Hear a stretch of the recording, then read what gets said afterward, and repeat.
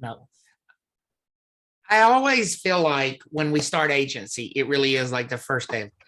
And I know we've covered quite a bit of material, and I'm not downplaying the importance of the material we've covered up to this point.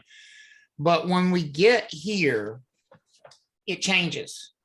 The whole dynamic is different when we get to agency. And the reason for that is that up to this point, I've almost made a special, like goal of saying to you, the buyer's responsible. The buyer's responsible. This is what buyers should. I mean, if you think about that, like everything last week, what we talked about in the last 2 weeks that we've talked about, when we say, like, should buyers know what the appurtenances are to the property before they buy it?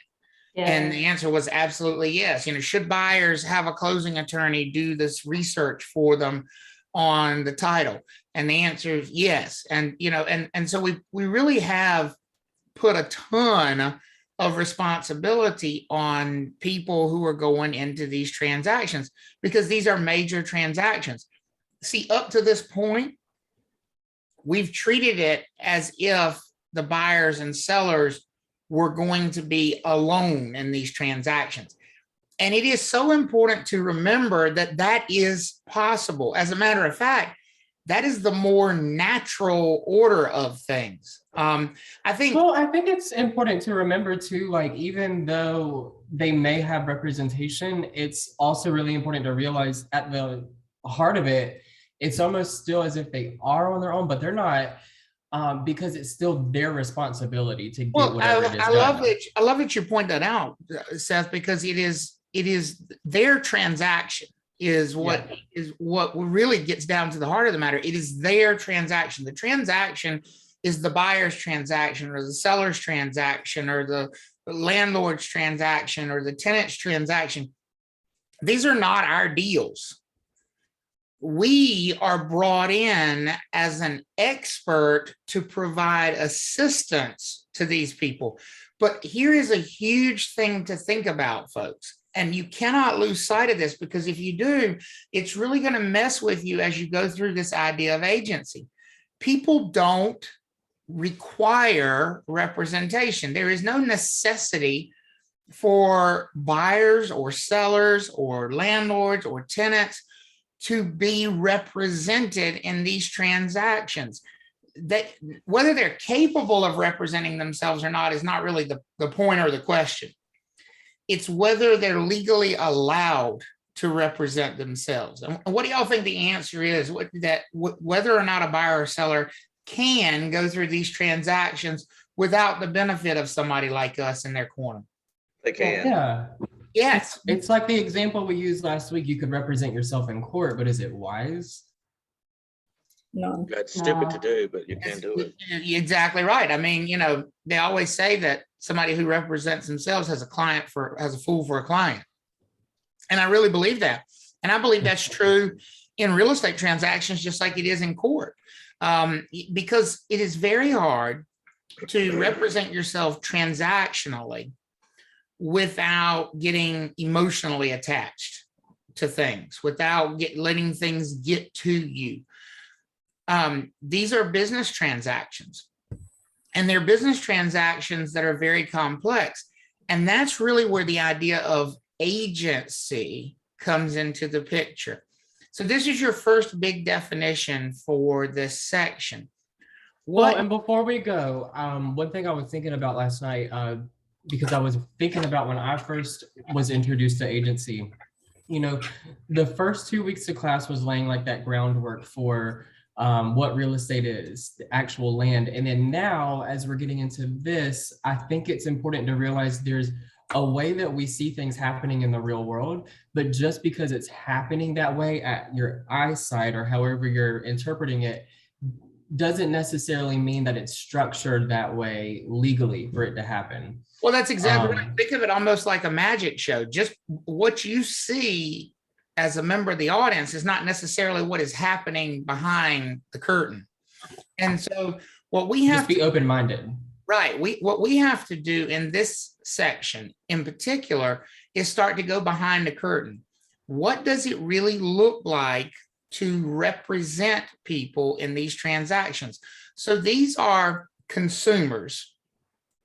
And we're going to focus mostly on buyers and sellers, even though they could be landlords or tenants, because those are consumers as well. But these are consumers who have decided, for whatever reason, that it is in their best interest to have legal representation in these transactions. Now, when I say legal representation, I don't mean in a legal manners. I mean in transactional. But what I mean by legal representation is hired legally, actually chose to have representation.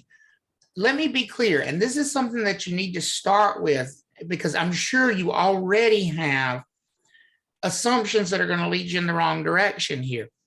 We are not working for somebody unless they've actually hired us.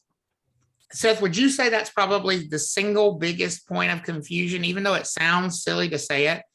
Oh, absolutely. I was sitting here thinking, like, should I repeat what you just said? I think it's very important to remember that unless you are explicitly hired, like it is said that way, you That's do exactly not represent right. that person. You can't represent somebody by taking them hostage. They have to hire us. So agency is a relationship where one party, a buyer or a seller, a landlord or a tenant, has hired another party. And so I'm just going to write, they hire us Very as important. my only addition to this. Barbara said she was counting on the hostage method. That's probably, some of us, that's the best way to find clients. But we refer to that person who has hired us for representation in the transaction as our principal or client. They are the ones who we represent. Now, the agency is not just a real estate relationship. There are lots of different professions that have agency. The most classic example is not even real estate. The most classic example of agency is the attorney-client relationship. If you think about it, why does someone, whether they're involved in a criminal trial or whether they are involved in a civil trial, or whether they're not even involved in a trial yet, but they just need advice about a legal matter, why do they hire an attorney? Is there because there's a law that says they have to hire an attorney? Is that the reason? Because they know what they're doing. They Right, know and more it's their about it than we right. do. They Absolutely. feel like they're going to get a better outcome by hiring a professional.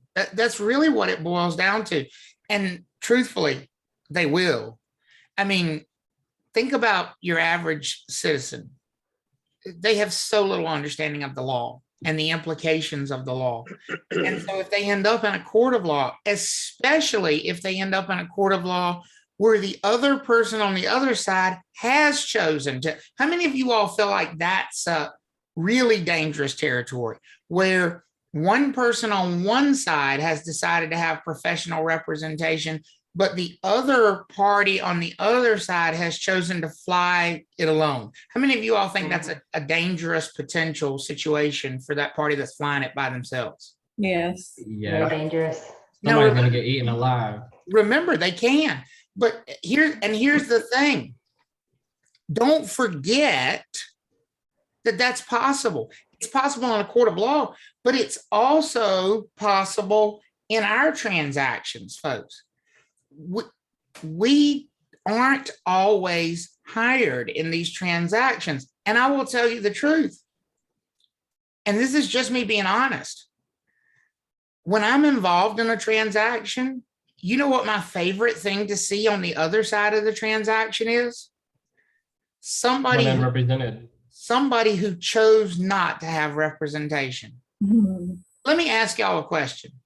You've experienced me and my level of knowledge and expertise about real estate. How many of you all think a transaction where I was representing one side and the other side chose to be unrepresented would end very advantageously for my client? Let's just put it that way. How many of you all think my client would come out on top of that negotiation, that transaction from start to finish? Of course. 100. Absolutely, they would. And from the standpoint of probably better terms, like higher price, but just better overall outcome. I'm probably going to be able to negotiate better terms as far as when they move out, and better terms as far as whether they have to make repairs, and be able to handle the transaction in such a way that my client has no trouble knowing what's coming up next. The other person's going crazy. They don't know what happens next. It's going to come out much better for this person who has professional representation. And that's why people choose to have it, but they can choose otherwise. I can't stress enough. I know I'm beating this horse to death, but we have to. On these test questions, folks, as we move into this stuff, do not make the assumption that agency exists. Now, agency is not just, like I said, in the law, it's not just in real estate. Agency happens anytime a professional has been hired to help guide people who are much less professional in that same situation. It's like a coach. An agent is like a coach, but ultimately, and this is why the coach analogy works so well, is the agent or the coach going to be the one putting the ball through the hoop, or is it the players, the actual clients that still have to do that? Who is doing the stuff in these transactions? Is it the agent or is it the client? The client. What do y'all think? Who's doing the stuff? I would probably think the agent. If you're saying the agent, you're absolutely wrong. Oh, sorry. We don't do anything. That's true. That's true. Them accomplish their goals. We are not there to act. Folks, get your head out of your rear end and stop thinking so highly of yourself. It's not our transaction. Whose transaction is it? It's the client. It's the client's. When Roy was coaching, did he ever take a shot the entire time? No. He was the best coach at UNC. No. Who took the shots? The players. The players. Who's going to take the shots in these transactions, folks? The client. Client. Who's going to make the decisions ultimately in these transactions? Roy may say, throw the ball over there, but who ultimately makes the decision to throw the ball? The Players. The clients do. It's not about us. Our job is to give advice. And sometimes that advice works out to where our clients get a really good result. And sometimes it doesn't. But because ultimately we cannot legally do it for them. It's not our job to do it for them. It's their job to execute. It's their job to make the offer. It's their job to accept the offer. It's their job to decide what ultimately is going to be, what does a successful transaction look like? That is always their decision, not ours. You've got to get yourself in that right mindset to understand agency, because all of you that were saying the agent's going to be the one doing the job, that's why you struggle with agency. You've got it ass backwards. The agent doesn't do anything, folks. We simply advise. We're there to provide guidance, just like an attorney. Does an attorney plead guilty to a crime? No. No, who does? The client. Their client. Does an attorney decide to accept a plea deal?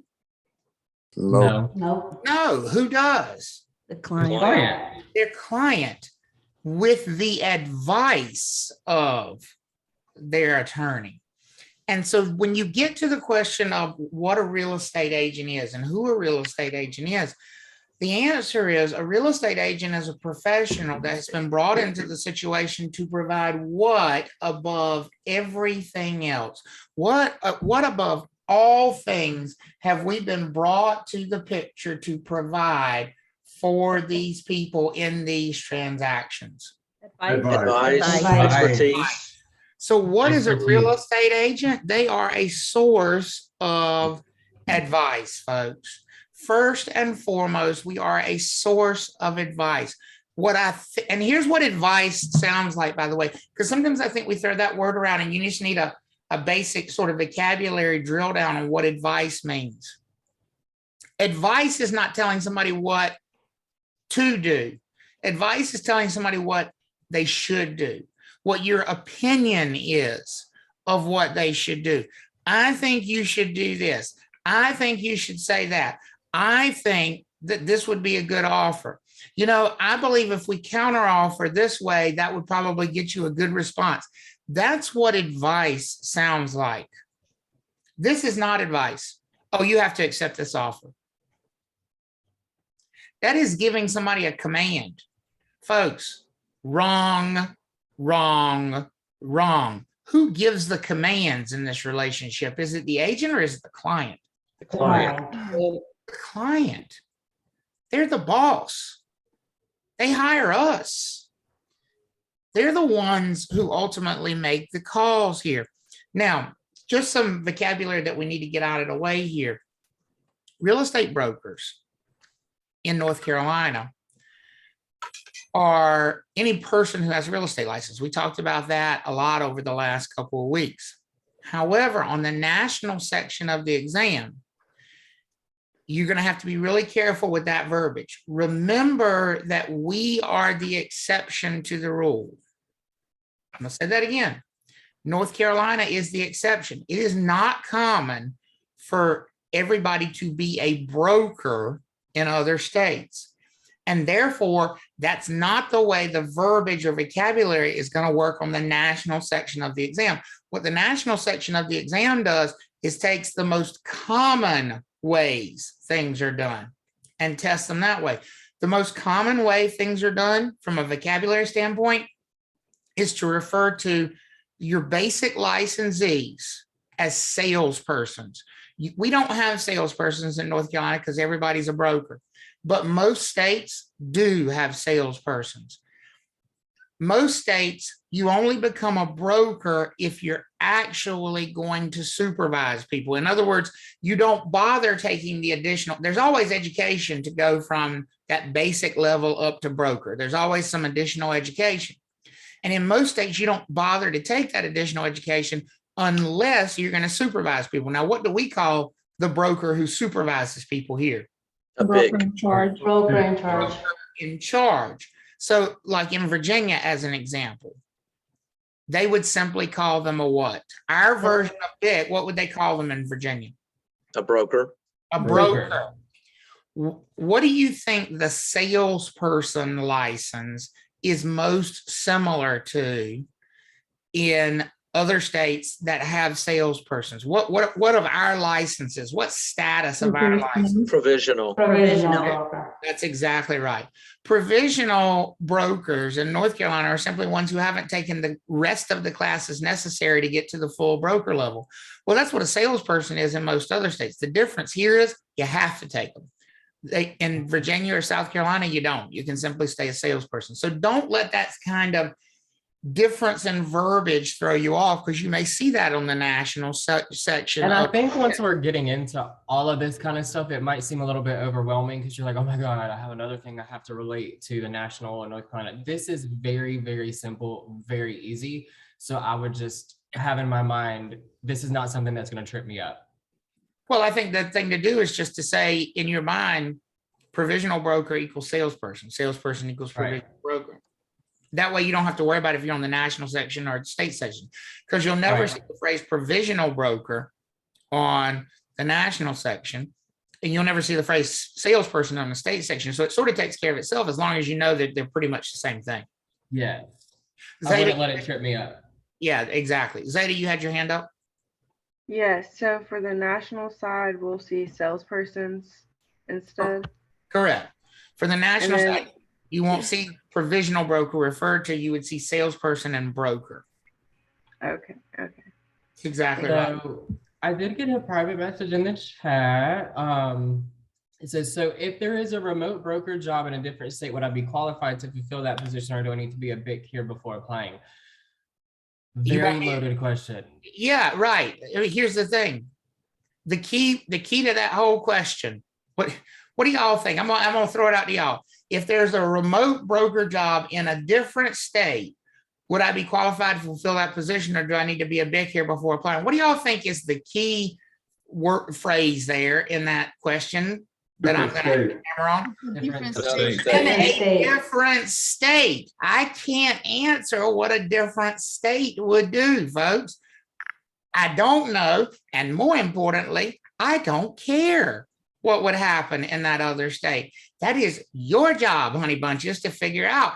I don't want to be a remote broker in Montana. Go figure it out yourself. Whoever asked that question, I love you to death. But that's not my job. You got to learn to stay in your lane in this business. We are in a North Carolina broker licensing state. And even if somebody's in a different state, that would be like them saying, well, can I use my real estate license in North Carolina?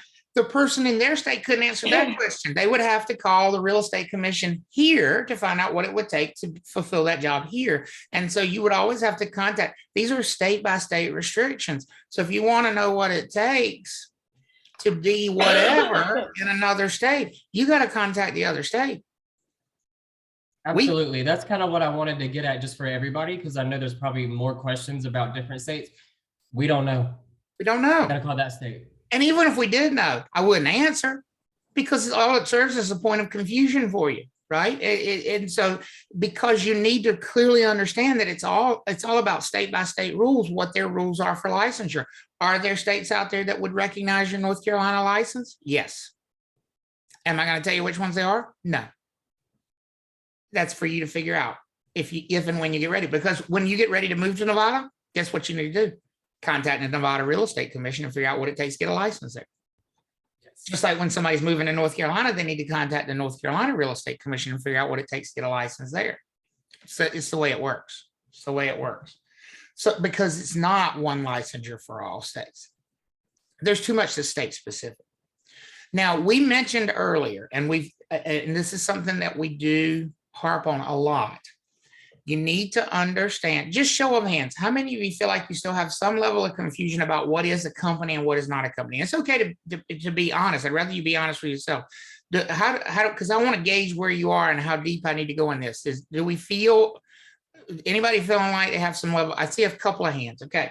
So companies are, we call them entities that have been actually created. Where does somebody have to go to create a company? It's not just something they dream up in their bathtub at night when they're brainstorming. Secretary of State. Secretary of State. That's exactly right. They have to go to the North Carolina Secretary of State's office and they have to fill out an application. And they're probably going to have to pay some money. They're probably going to have to show some documents that show how their business is going to be formed. They're going to have to go to the IRS and basically tell the IRS that they've created this company, and the IRS is going to issue something very similar to a social security number for that company. Because now when money is paid to that company, it has to be tracked. What's the first thing somebody asks you for if they're going to pay you? If they're going to employ you and they're going to pay you money, pay you commissions, pay you anything, what's the first thing they ask you for as a person? Your social. Your social security number, so that they can track those payments and report them to the IRS. Well, if you create a company, you got to do the same. Tax ID. It's called an EIN, right? An employer identification number, which you're not going to be tested on. Don't worry about that. But it's very similar to a social security number, just for a company. Companies are entities that have been created with the Secretary of State in whatever state, and they are separate from people. Basically, there's two categories of businesses, folks. Companies have been created. People are born. You are born as a fill in the blank there. What is what just being born gives you the right to be a what? What's the name of the Sole business? proprietor. A sole proprietor. When you are born, you are a sole proprietor, period. When people say, what do I need to do to become a sole proprietor? Breathe. That's what you need to do. Because when you are paid for providing a service as a person, You are a sole proprietor. How many of you feel better about that? Okay. When you are paid directly as a person for providing a service, you are a sole proprietor. So the vast majority of you right now are sole proprietors. You have never gone out and created a company and said, I want you to compensate this company rather than pay me. You are paid directly. Your pay is deposited directly to your account. This is when people don't, it helps to be older in this situation because you understand what a check is. Some of you have never gotten a check. I mean, I'm not even being like facetious about that. It does help because with a check, you could look and see who it was payable to, right? How many of you, like of my age, remember getting a check and it was made to the wrong person or it was made to a company and you're like, I can't deposit this. What the hell you want me to do with this? It's got the wrong what on it. It's got the wrong what? Name. The wrong Security number. name, right? Because here's the thing, folks. If Seth goes out and tells people right now, oh, I'm Seth Thomas Real Estate, and somebody cuts a check to Seth Thomas Real Estate, can he deposit that in his personal checking account at the bank that's got Seth Thomas's name on it? No. No, because Seth Thomas Real Estate is not the same thing as Seth Thomas. And if he hasn't created a company called Seth Thomas Real Estate, what can he do with that check? Nothing. Absolutely nothing, because you've paid it to an entity that doesn't exist. That is the importance of creating a company. Does that make sense for everybody? So you create a company so that the company can be paid rather than you being paid directly. And that can be done with a partnership. That can be done with an LLC. That can be done with a corporation. Those are just different forms of companies. That's all they are.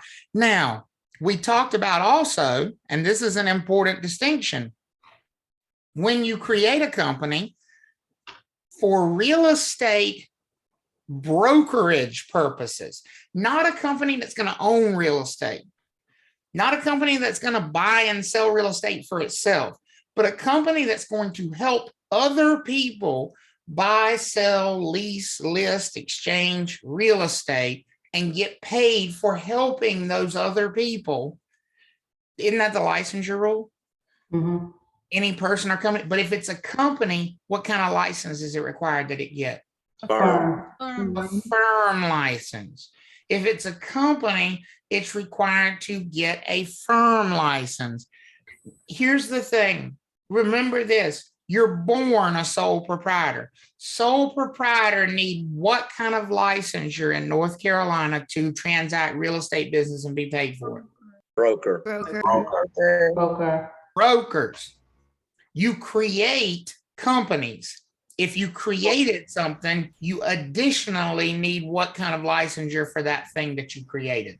Firm. Firm. And notice I said additionally. It doesn't take away the broker's licensure requirement. The person that's doing the brokerage still needs a broker license. It's just another layer of licensure. Jay, I saw your hand come up.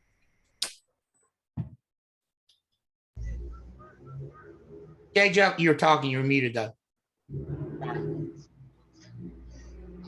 There you go. Can you hear me now? Yep. I'm getting tripped up on the sole proprietorship piece. And what I'm confused about is Seth is a person and Seth owns Seth Thomas Realty. And that is a sole proprietorship, but that can be more than one person. But the additional people, they don't need a firm license, correct? There is no firm. There's no firm there. I don't care how many people work there. There's not a firm. Who is the business? Who owns the business? Who is the business? One what? One person. One person. That is a sole proprietorship. And there can be as many people as he wants working for that sole proprietorship. Bingo. That's but there's only one owner. That's exactly right. And that owner is a person, not a company. Nobody works for a company. They all work for who personally? Seth. For Seth. That is a sole proprietorship.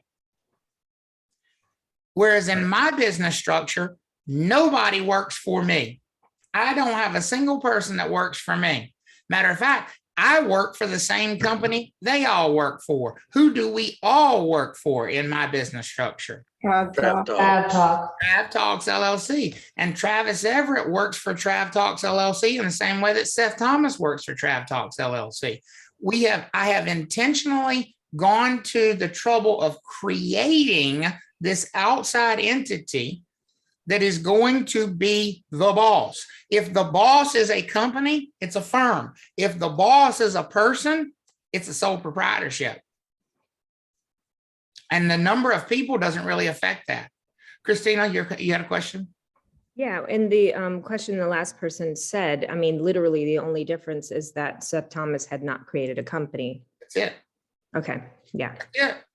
He could have 56 people working for his firm, or he could have 56 people working for him as a sole proprietor. The only distinction is whether he wanted to create a company. So, I think maybe a good way to relate that is, I was thinking, and I'll Travis, maybe you can take over this example, but I'm thinking either like maybe if you're selling insurance or you're selling cars, if you were the person, a sole proprietor selling one of those things, and then the difference between an actual company who's behind it and there's a person doing the work on behalf of the company. So think of it this way. If you went to work for Seth right now, based on what you all know of his business arrangement, if you all went to work for Seth, when you got paid, when you saw the check, so I want you to envision that check. Okay, we all recognize that Jay's going to be paid here. Okay, and we recognize that Seth's going to be signing the check here. Here's my question. In the top left corner up there, if this is a sole proprietorship, and it is because that's the way Seth is structured, what name is going to be there for who's paying Jay? Seth. Seth Thomas.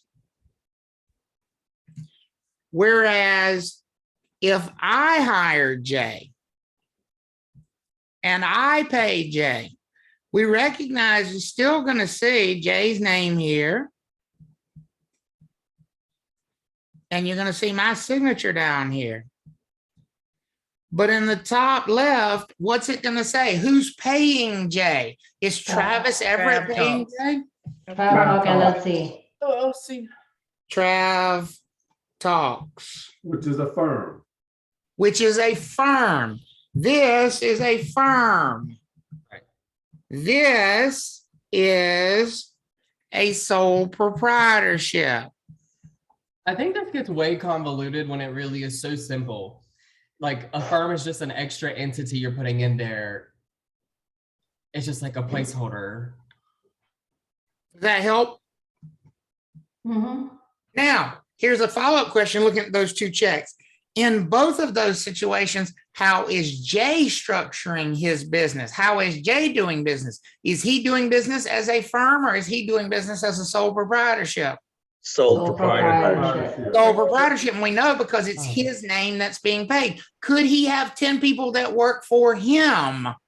Yes. Yes. In either situation, yes. And he would still be a what?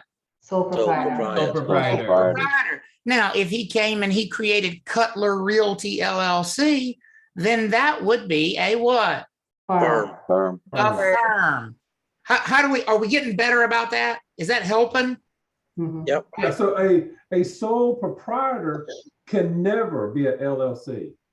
Correct. They're two opposite things. One's a human, a sole proprietor is a human, and LLC is a company. That's not a human. It does not have a pulse. It does not have a heartbeat. It is literally exists only on Paper. a piece of paper. Yeah. I mean, that's it. It's a piece of paper. I mean, as a matter of fact, when you look at, this is a bank statement right here, and it is not a bank statement for Travis Everett. If you look at this right here, you can see it. What does that say? SunTrust. Trav Talks LLC, right? Oh. It's not my personal bank statement. It is the company's bank statement. It is the Can I company. have a little bit?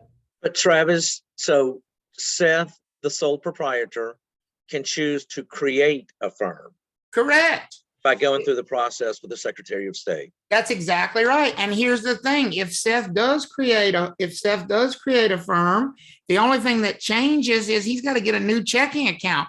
He cannot write checks anymore from the Seth Thomas account because he's not paying people as Seth Thomas. If he's paying Jay now and he's created a firm, this would be Thomas Realty.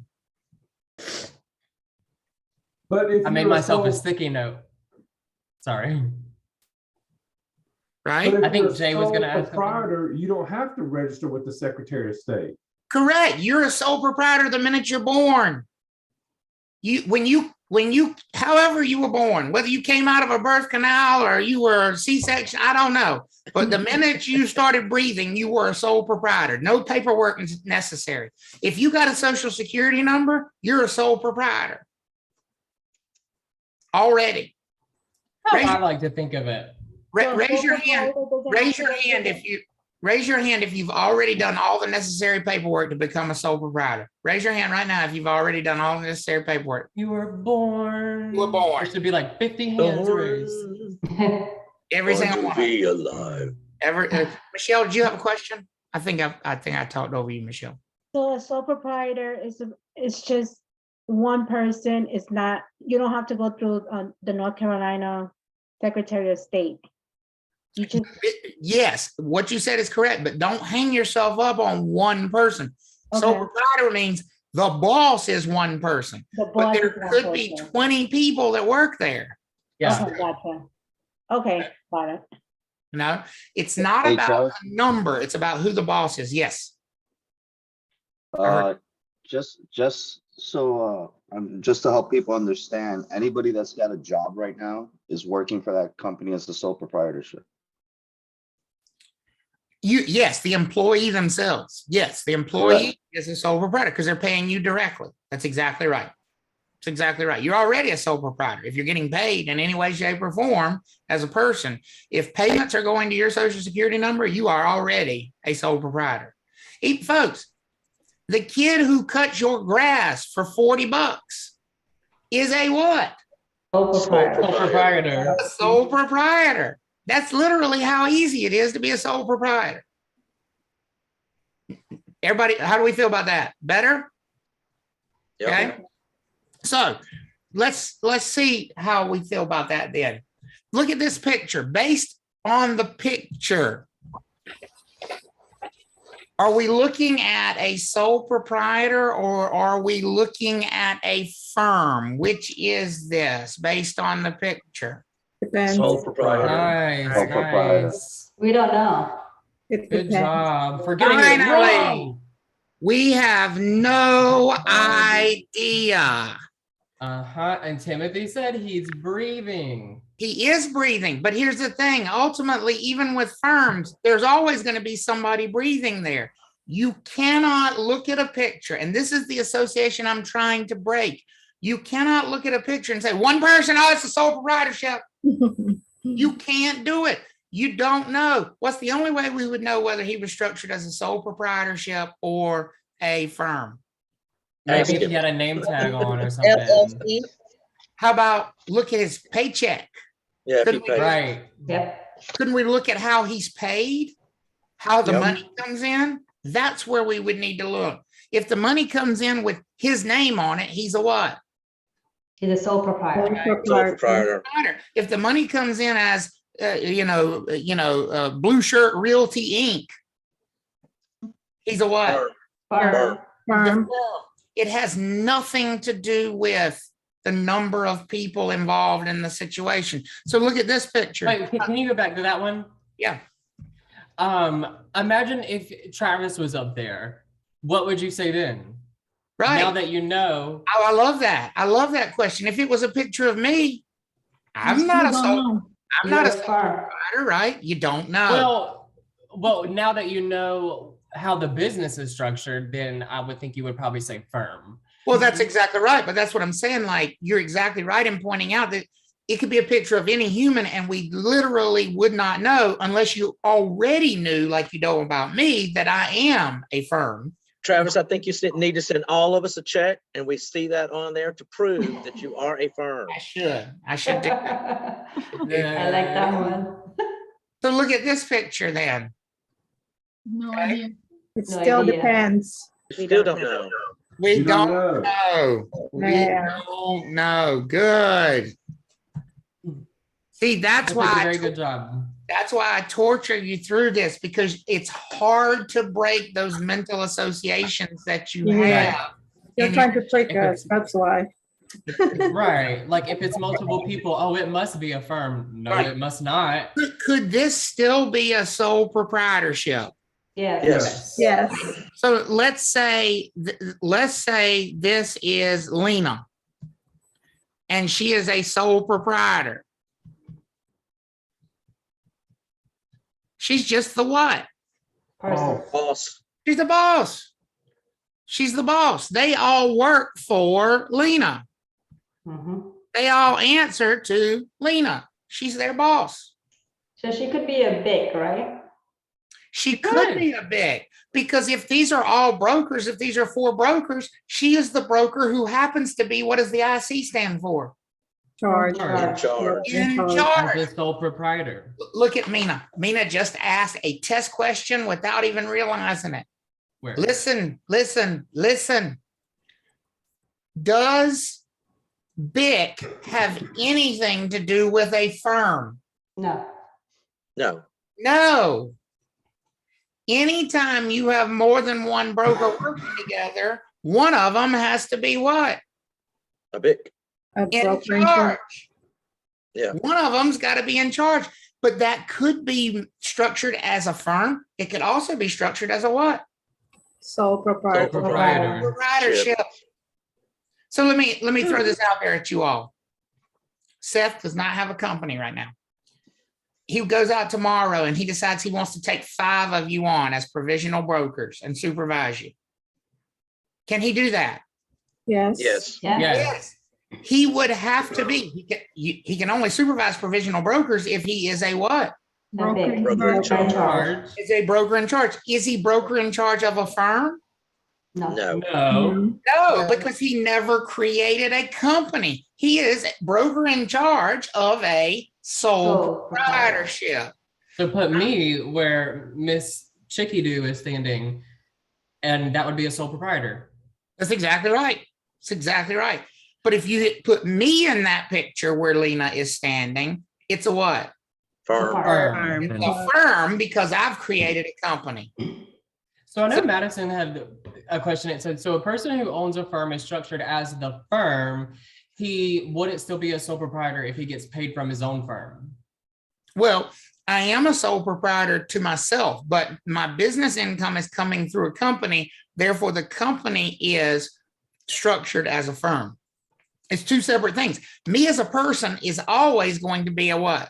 Sole Sole proprietor. proprietor. Proprietor. If I pay myself anything at all, if anything ever hits my social security number, $1 in income, I'm a what?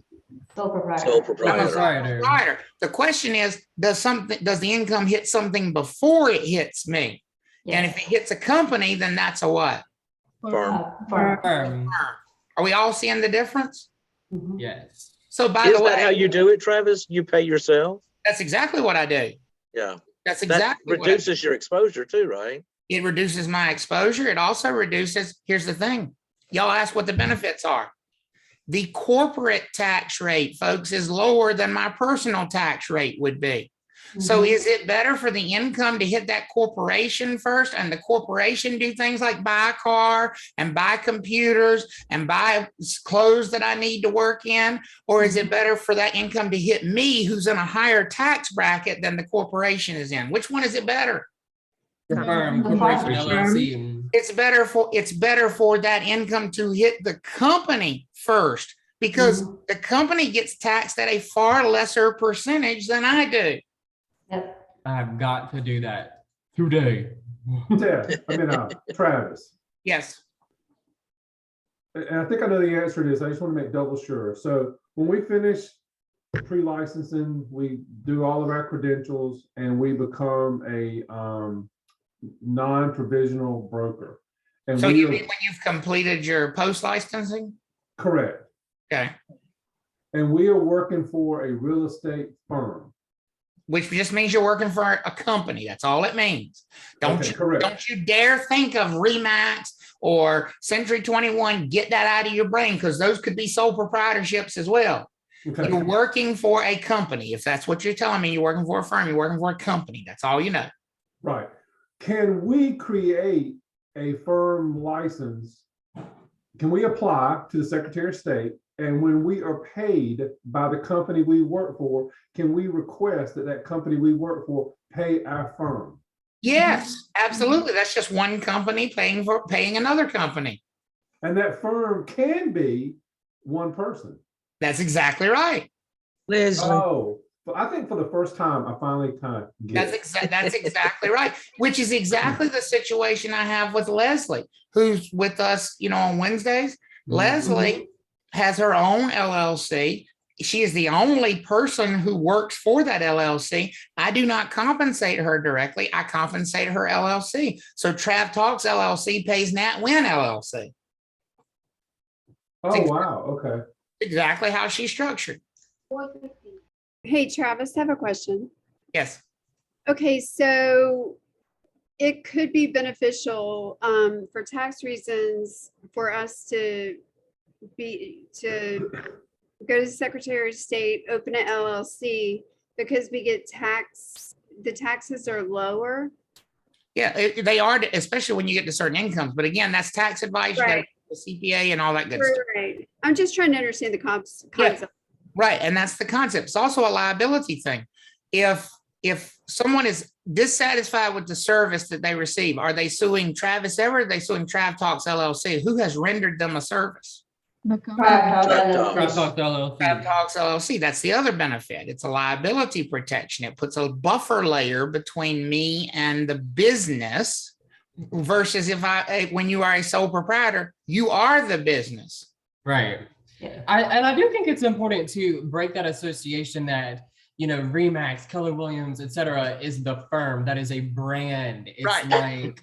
it's like Michael Kors or That's just a sign they put out front because they paid Remax enough money to put the sign out front. That's it. right. And then the legal structure behind it, let's say McDonald's, for instance. McDonald's is the brand, and then you have the legal structure, Hamburger 123 LLC, that's backing that up. Which is just somebody who wanted to open a hamburger restaurant and wanted to pay McDonald's enough money to put their logo on the outside of it. That's all. a lot of hotels are like that. If you ever go to the front desk of a hotel and Yeah, look at the little placard, Hilton doesn't own that hotel. It's it'll owned say by, it's owned by, DBA, it's owned by Sunshine or something. Smith Ventures LLC, which is some guy named Bob Smith that lives down the street, That is so cool. and they paid Hilton enough money to put the Hilton logo on the outside of the building. Same thing with Remax, folks. Remax doesn't own a single real estate office in this country. Keller Williams does not own a single real estate office in this country. What they do is rent their name out.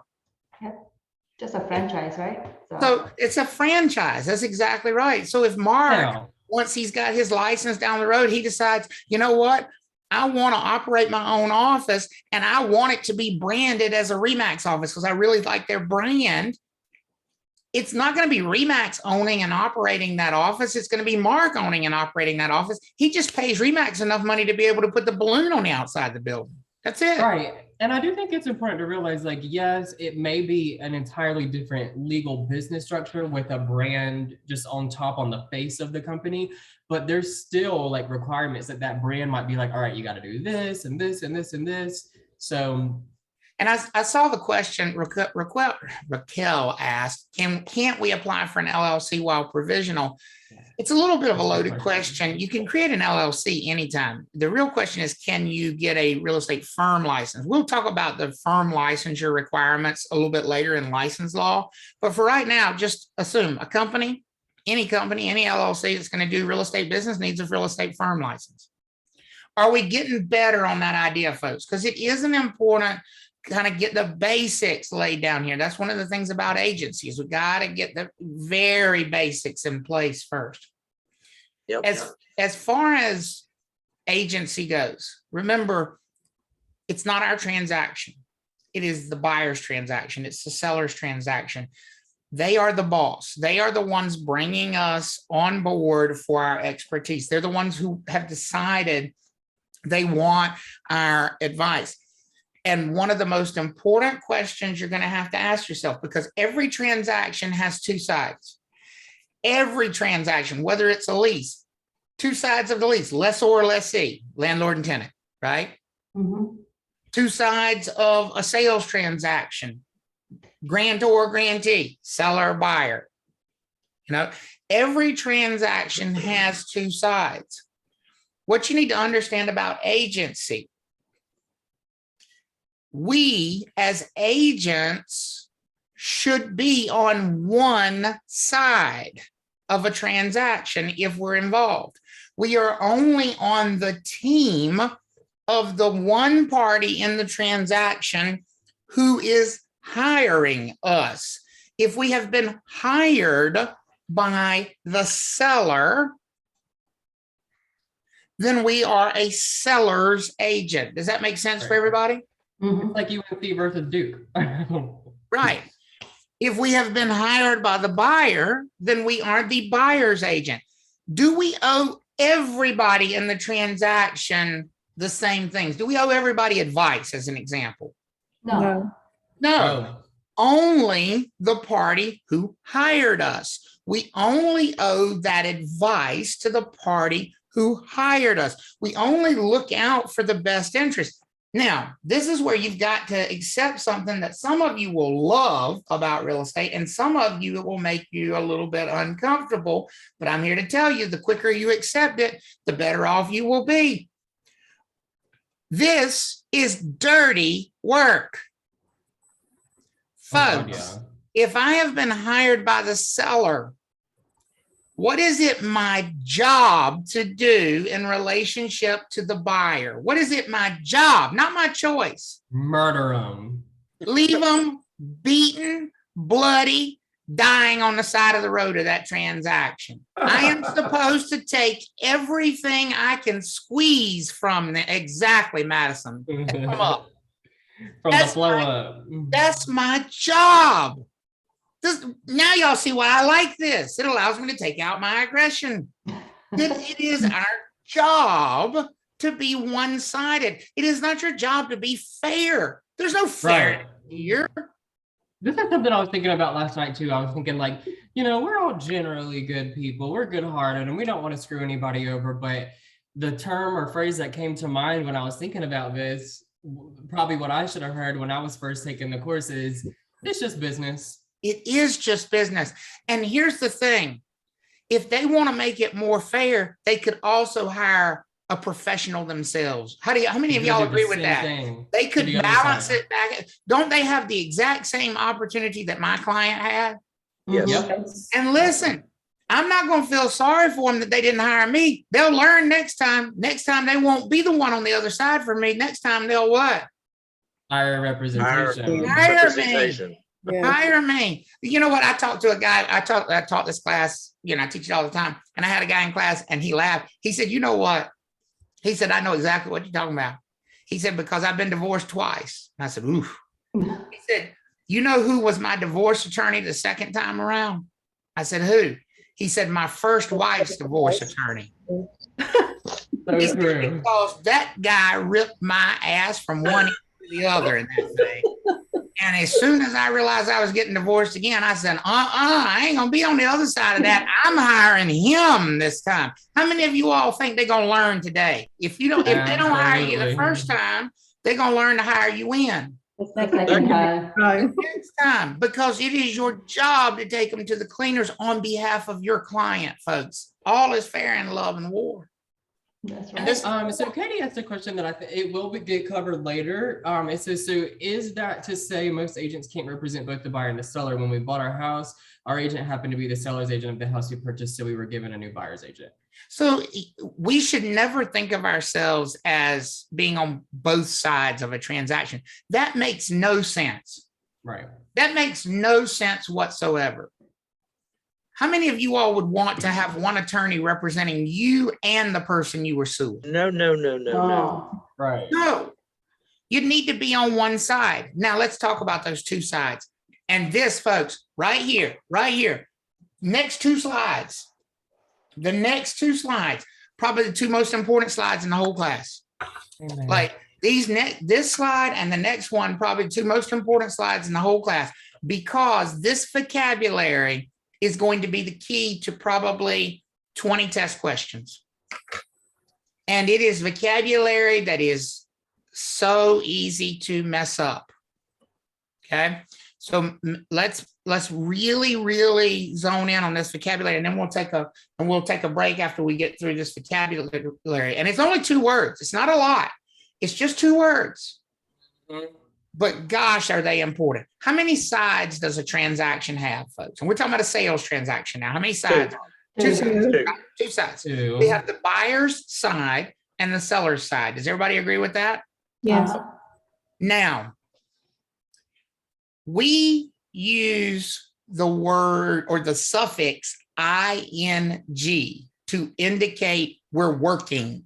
When we're working, we're ing, right? That's the only time we use ing in this class.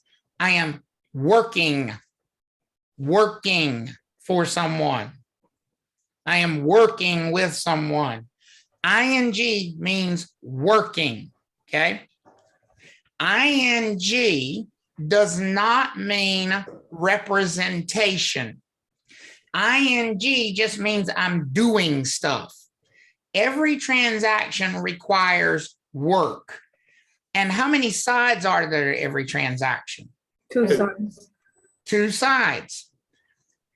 That means in every transaction, at some point, you are going to be working on both sides. That doesn't mean you're working for both sides. There's a difference. Right. In every transaction, you're going to be doing things with both parties. You're going to be talking to the buyer. You're going to be talking to the seller. You're going to be talking to the buyer's lender. You're going to be talking to the seller's attorney.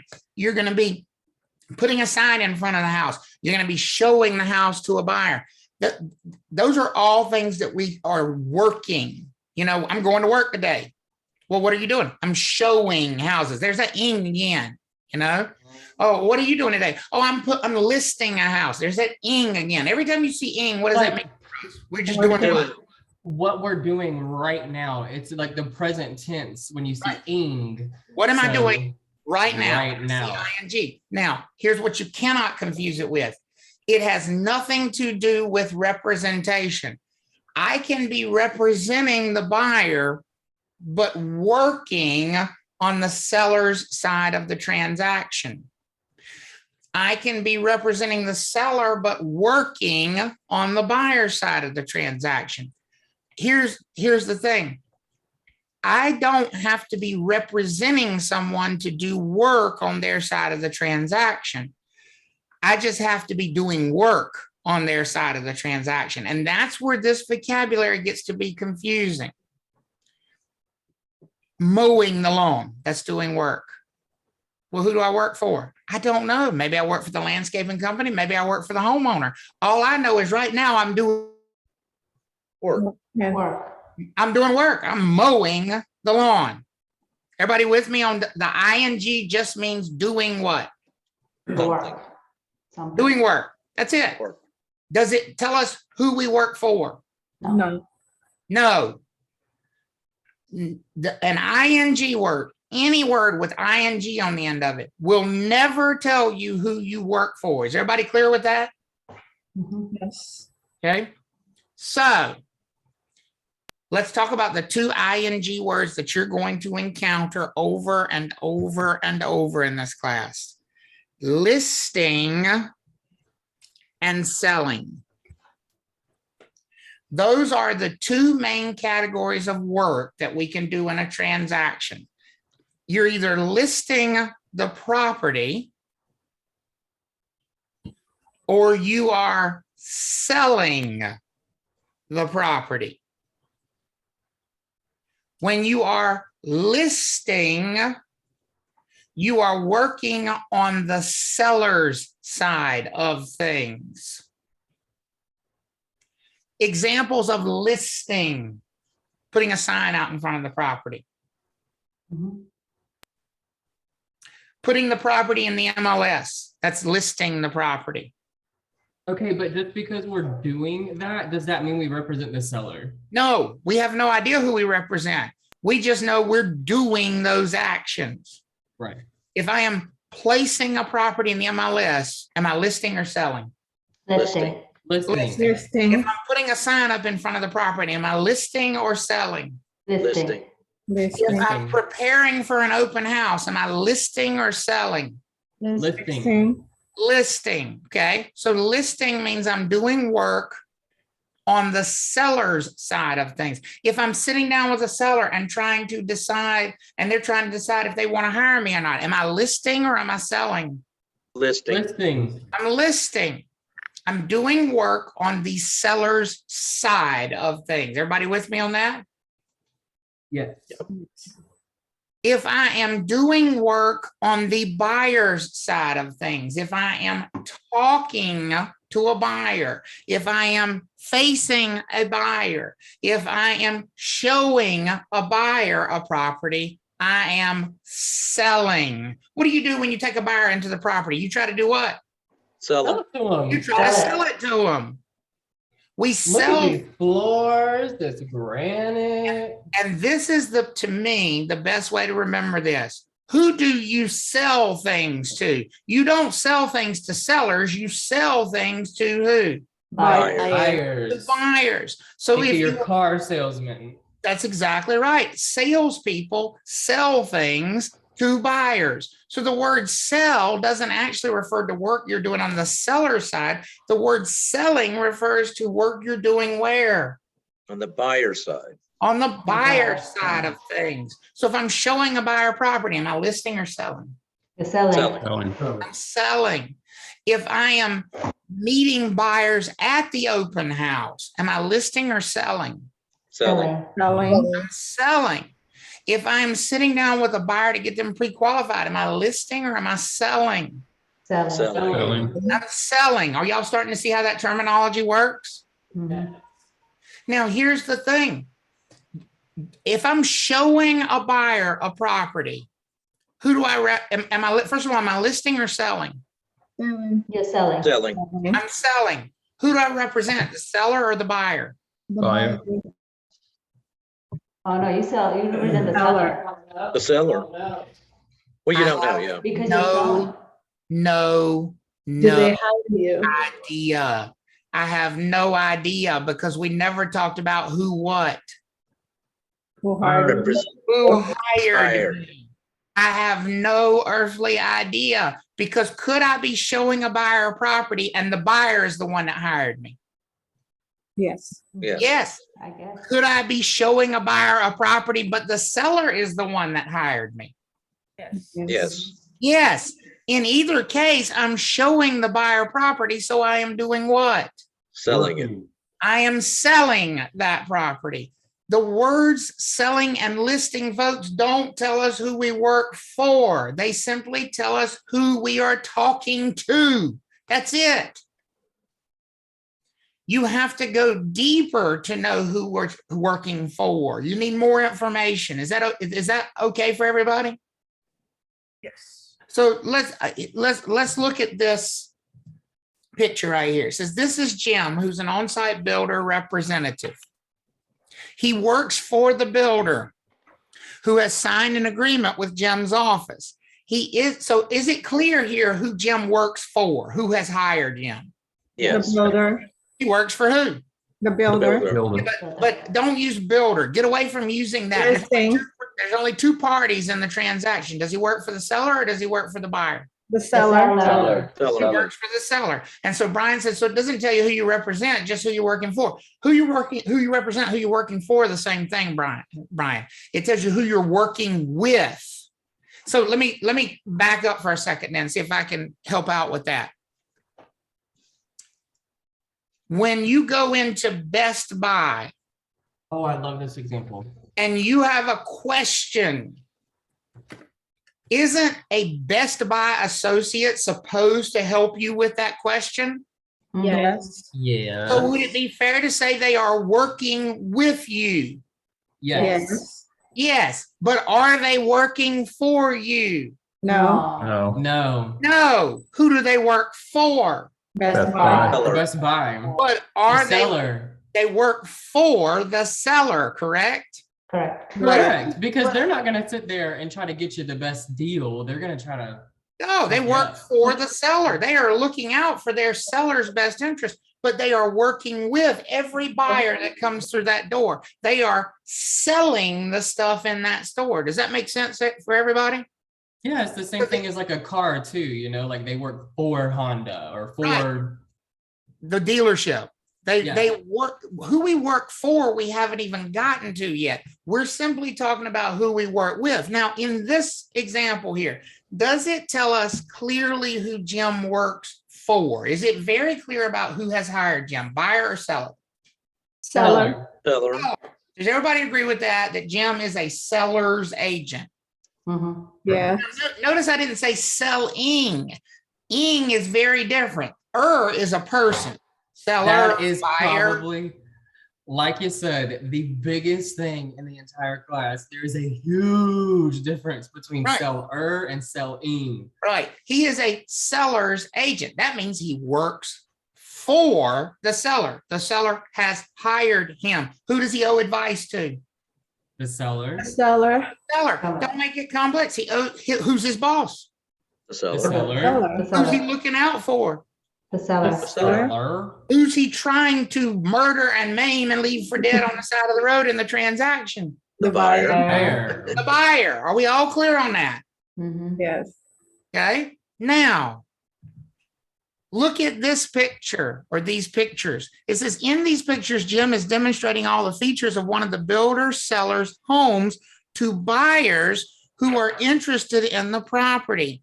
Is Jim functioning as the listing agent here or as the selling agent? What is he doing in this moment?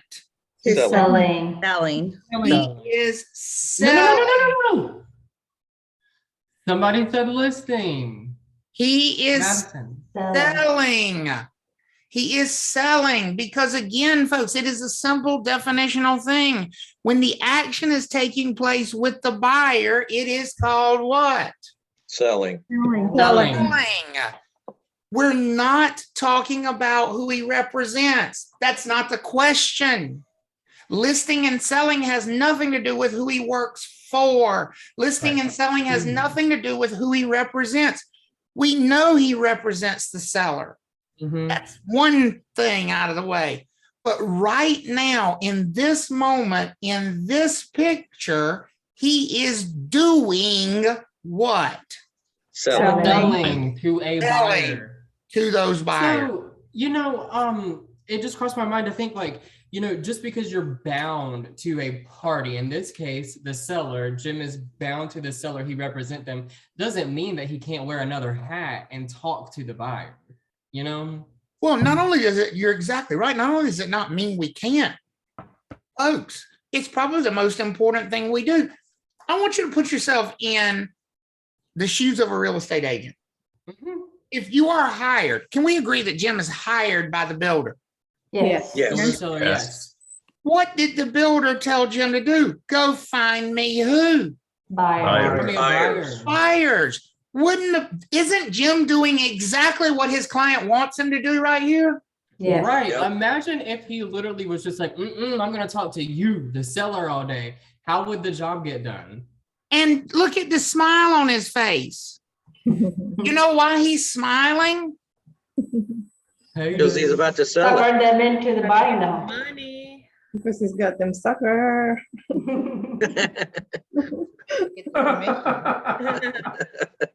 That's Sometimes it's a why piece of he's, shit, but they're gonna buy it anyway. that's why he's smiling, because in He's the like, I back, can't give a shit about in either the of you back of two. his mind, he's like, I am you up right now, and y'all love me for it, because that level 7 granite that I just got you to choose makes the builder an extra $8,000. Right, even though he works for the seller doesn't mean he's not gonna kiss these buyers' rear end. Of course know? he is. Because he is what? What ing word is he doing, folks? Selling, Selling. Selling, baby. And when you're selling, aren't you trying to get people to spend as much money as possible? Of course. Yes. All the money. I love how Samantha said it too. She said, it's like if you hold an open house and you represent the sellers, you are selling the home to your sellers' buyers. Bingo. You're selling it to these people. Listen, we've got to get to the point where you don't associate those ing words with who we work for. They simply tell us what we are doing in the moment. Does that make sense for everybody?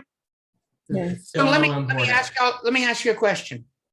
When you see a real estate agent getting out of a car with a buyer, do you have any idea who that real estate agent represents? No. No. But do you know which ing word they're doing? Selling. Yes. They are selling, right? Yes. If you see a real estate agent putting a sign in the ground, they are what? Listing. Listing. They are listing. That's all it is, folks. Right. It is simply who we're dealing with, who we are providing services to, because that might be the person we work for, or it might be somebody else. Sometimes it's necessary to provide services to people we don't work for. If a seller hires me, I'm pretty sure they want me to go find a buyer. They don't want me to look out for the buyer's best interest, but they want me to find them. Using that, putting the listing sign in the ground example, that person's listing in that very given moment. But especially on this test, you can't be like, oh, they must represent the seller because they're putting the sign in the yard. No. And here's the thing. Can we change gears at any point in time from listing to selling? Yes. Present activity, yes. If I'm out there putting a sign up in the front yard, what am I doing? Listing. Somebody pulls up on the curb and says, hey, how much you want for that? What am I doing now? Selling. Selling.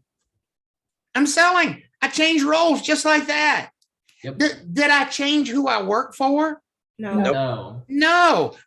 We don't know yet who I work for. I haven't changed who I work for. You don't do that. You don't put on one hat and then put on another as far as who you work for, but you switch gears of what you're doing. By the way, isn't my whole demeanor going to change? If I'm sitting out there cussing with the sign in the front yard and a buyer pulls up and they say, how much you want for that? You think I'm going to turn around? I'm busy. Leave me alone. No. I'm sweating, cussing out there. I'm be like, it's so nice to meet you. Let me just tell you, this is a beautiful house. I cannot wait to get it put on the market. Because what am I doing right now? Selling. Selling it, baby. It's time to sell. Because, maybe you can think about it this way. Who you represent is more like concrete, and then what you're doing can fluctuate. That's exactly right. It changes. I have a question. Okay, Mina. So in this transaction, is Jim both the selling agent and a listing agent? He is, but that doesn't mean he represents both, Mina, because the ing has nothing to do with who he represents. He is functioning as both the listing agent and selling agent because he is working with how many of the parties in the transaction? One. Oh, two. Actually, two. Yeah. He's putting it on the market, so he's functioning as the what? listing. Listing agent. Now he's meeting with buyers, so he's functioning as the what? Selling. Selling. If these buyers buy this property, will he be both the listing agent and the selling agent in the transaction? Yes. Yes. And that's, I'm sorry, when I said that, I was thinking of an example in my head. So in this specific. But let me ask this question and I'll let you finish. How many clients does he have? Right. One. Just the selling. One client. There you go. One. I'm sorry. So what I was gonna say is, in this specific example, Jim is working for one side. He's working for the seller, but he's functioning as the listing agent and the selling agent, but he does not represent those buyers. That's exactly right. I love the way Eddie put it in the chat. He said, I would say no matter who you work for, at some point, you're going to be selling. Yes, it's a sales business. Right. At some point in the transaction, whether you work for the buyer or work for the seller, aren't you almost undoubtedly going to be dealing with a buyer at some point in the transaction? Mhm. And when you're dealing with the buyer, you are what? Selling. You're selling. So Pearl said, I am a waitress, so I'm working for the seller, Angus Barn. First and foremost, I'm going to have to hit you up. But she said, and selling the product, which is the entire menu, when they are hired, they hammer into us how to upsell and make money. So she works for the seller, Angus Barn, and then the buyers come in and she works with those buyers, but she's working in the best interest of Angus Barn, the seller. And so I'm answering Brian's question in the chat. And yes, he's working for the seller and he's working with the buyer. And we call that selling. So when you work for you work for an ER, you work for a seller, you work for a buyer. The ING is who you are working with in that moment. It doesn't say anything at all about who you owe loyalty to or advice or any of those things.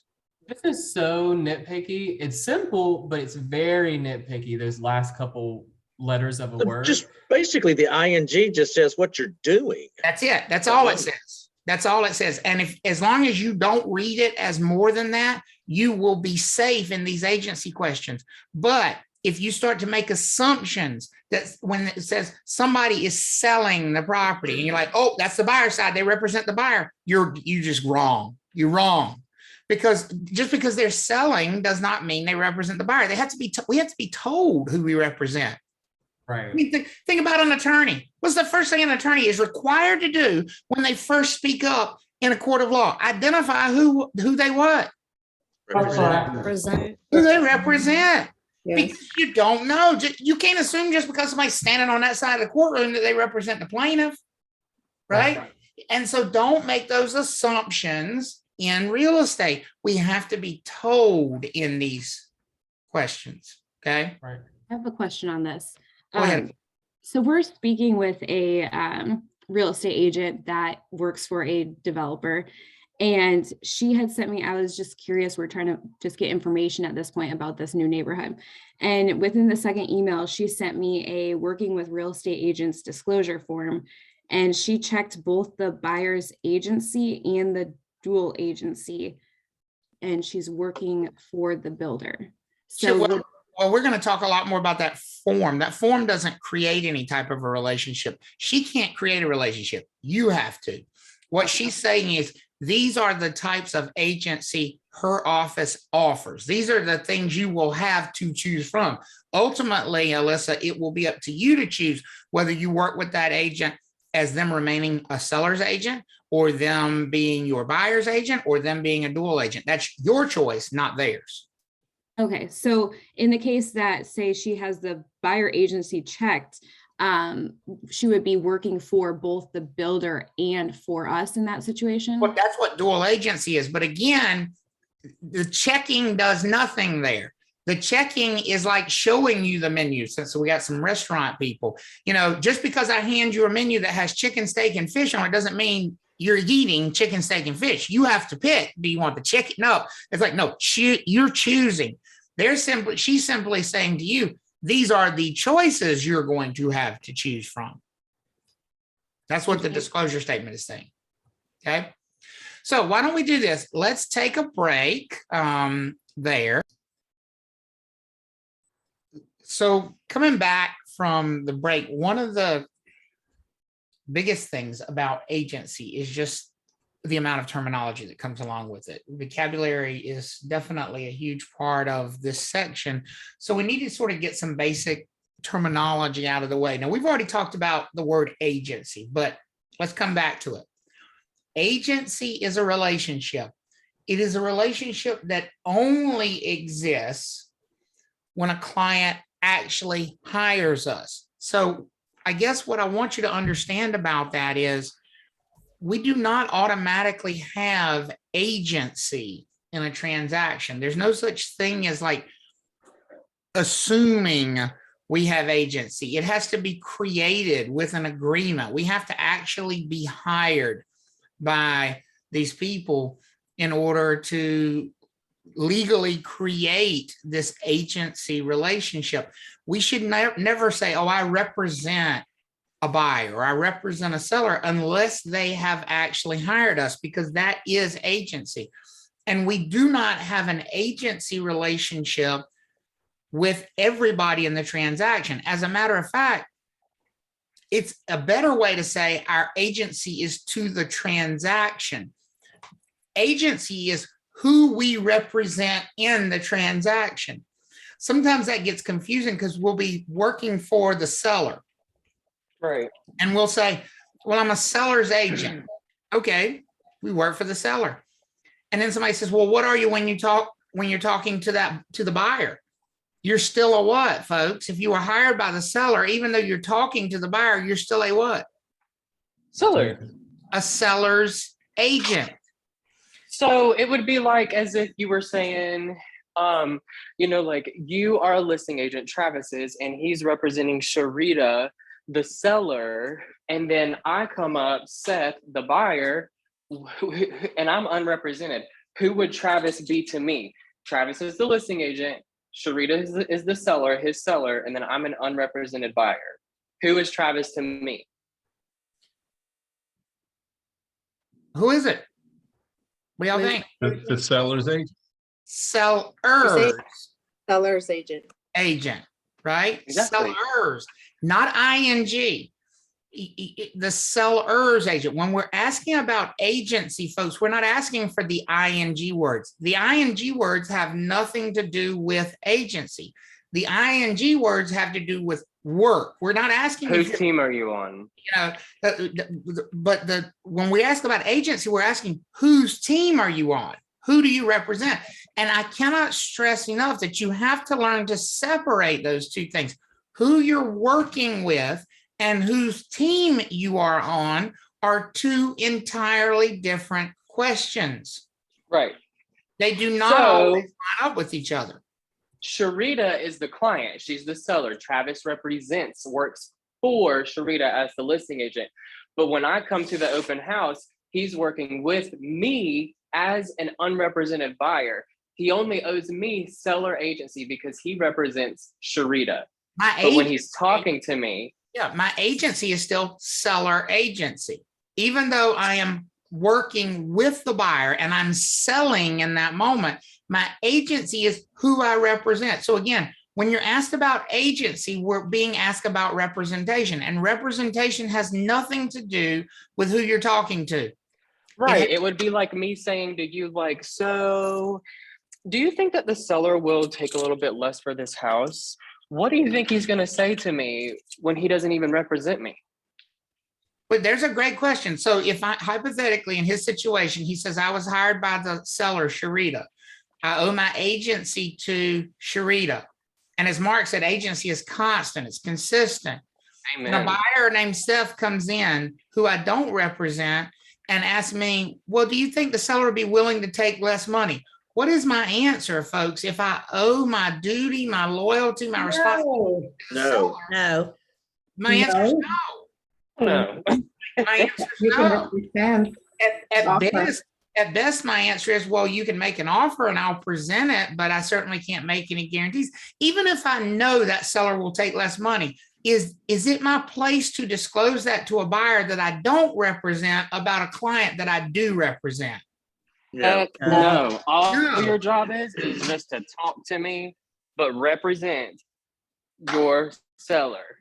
My client. And so agency, as Mark said in the chat, is consistent. Agency is constant.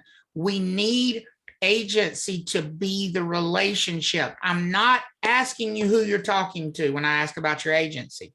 So can I be talking to a buyer but be a seller's agent? Could that be my agency in the transaction? Yes. Yes. Absolutely. Yes. Absolutely. Because agency is about who hired us. Now, the person that does the hiring is called a principal. Mhm. or client. They mean the same thing. The principal or the client in the transaction, this is the person who has hired us with some type of an agreement. We are at their service. Now, that does not mean we don't advise them. That does not mean that we don't tell them, I don't think this is a good idea, or I do think that's a good idea, or here's what I think you should do in this situation. But what it ultimately means is the client is the boss. We follow their commands. We do what it is I got it. client wants us to do. I'm not sure why I cannot do that. We do what the client is telling us to do, even if we We think answer to them. not in their best interest, because as Seth just said, we answer to the client. It is our responsibility to answer to them. They're our boss. They are the boss. They hired us, not the other way around.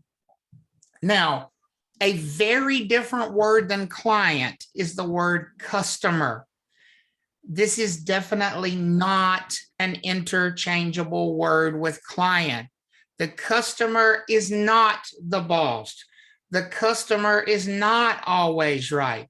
As a matter of fact, customers are the exact opposite of clients.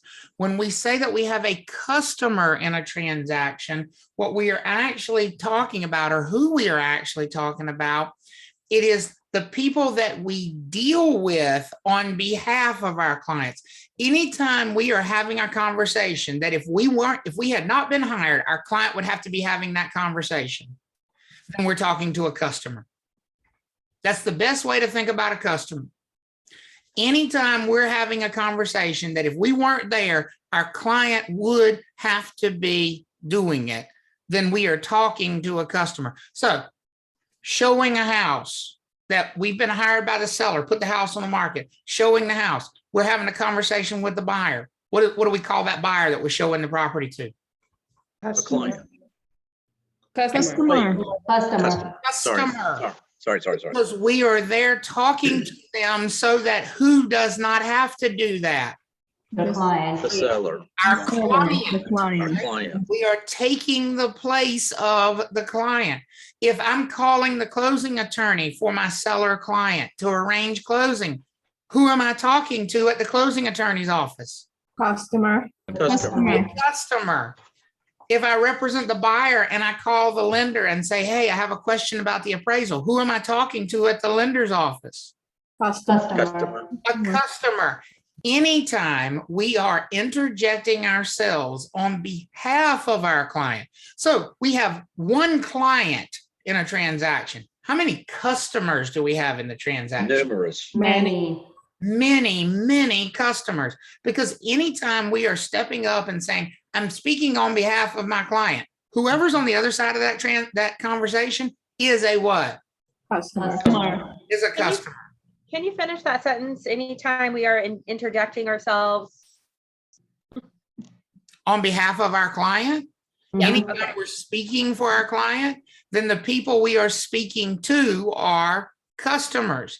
We are talking to customers, dealing with customers so that our client doesn't have to. Here's the best way. Go back to the Best Buy analogy. Think of it this way.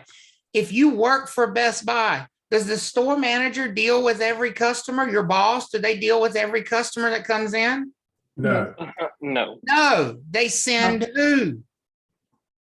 Salespeople. The They worker. send all those Client. salespeople out to deal with them so that they don't have to. So that salesperson on the floor, who's their client? Best Buy. Buyer. Who's their client? The salesperson? The customer. The customer. Who's their client? Best Customer. Best Buy. The company. Buyer or seller? There are only two options. Who's their client? The seller. Best Buy. The seller. Stop it. Everybody take a deep breath. I Stop. think they prefer to go by brand ambassador, but What's that? just kidding.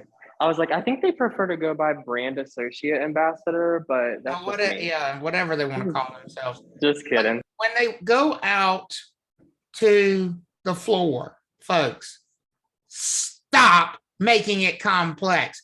Who is their client? Who do they work for? Who does their paycheck come from? Best The Buy. seller. The seller, Best Buy. Who are they talking to out there? Customers. Buyer, customer. Customers. Isn't that what we call those people that come in the store to buy shit?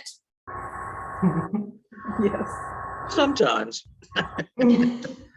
Anybody who's not your client, but you're dealing with because you're looking out for your client is a what? Customer. Customer. Is a customer. Folks, again, they're not your client until they do what with you? Hire you. Hire. So they hire you. Once they hire you, they become your client. What does everyone start as in our line of work? Everybody starts as a what? Customer. As a customer. Everybody, even your clients start as what? Customer. Customers. Even your clients start as customers. And the reason your clients start as customers is because the definition of a customer is anybody who's not our client. It is a simple and straightforward definition. Anybody who is not a client is a customer. So you only have how many clients in a transaction, folks? Just one. Just one, the one that hired you. But how many customers do you have in that transaction? A lot. A lot. Many. A lot of them. A lot of them. You have a lot of clients, a lot of customers in a particular transaction. You only have one client in a transaction, but you have lots of customers in a transaction. And so it is super important to understand customers are not people who we represent. We're going to have lots of customers in transactions, but we're not going to represent them. The agent. Agency is the relationship. The relationship. And I love how Pearl put that. She said customers eventually become what? Clients. Some of them do, not all of them. Matter of fact, the vast majority of them don't become clients. Not every customer is going to become a client. We certainly hope that some of them become clients, because otherwise we would never have any clients. People don't start as clients. People start as customers. The agent in a transaction is whomever or whatever the client has hired.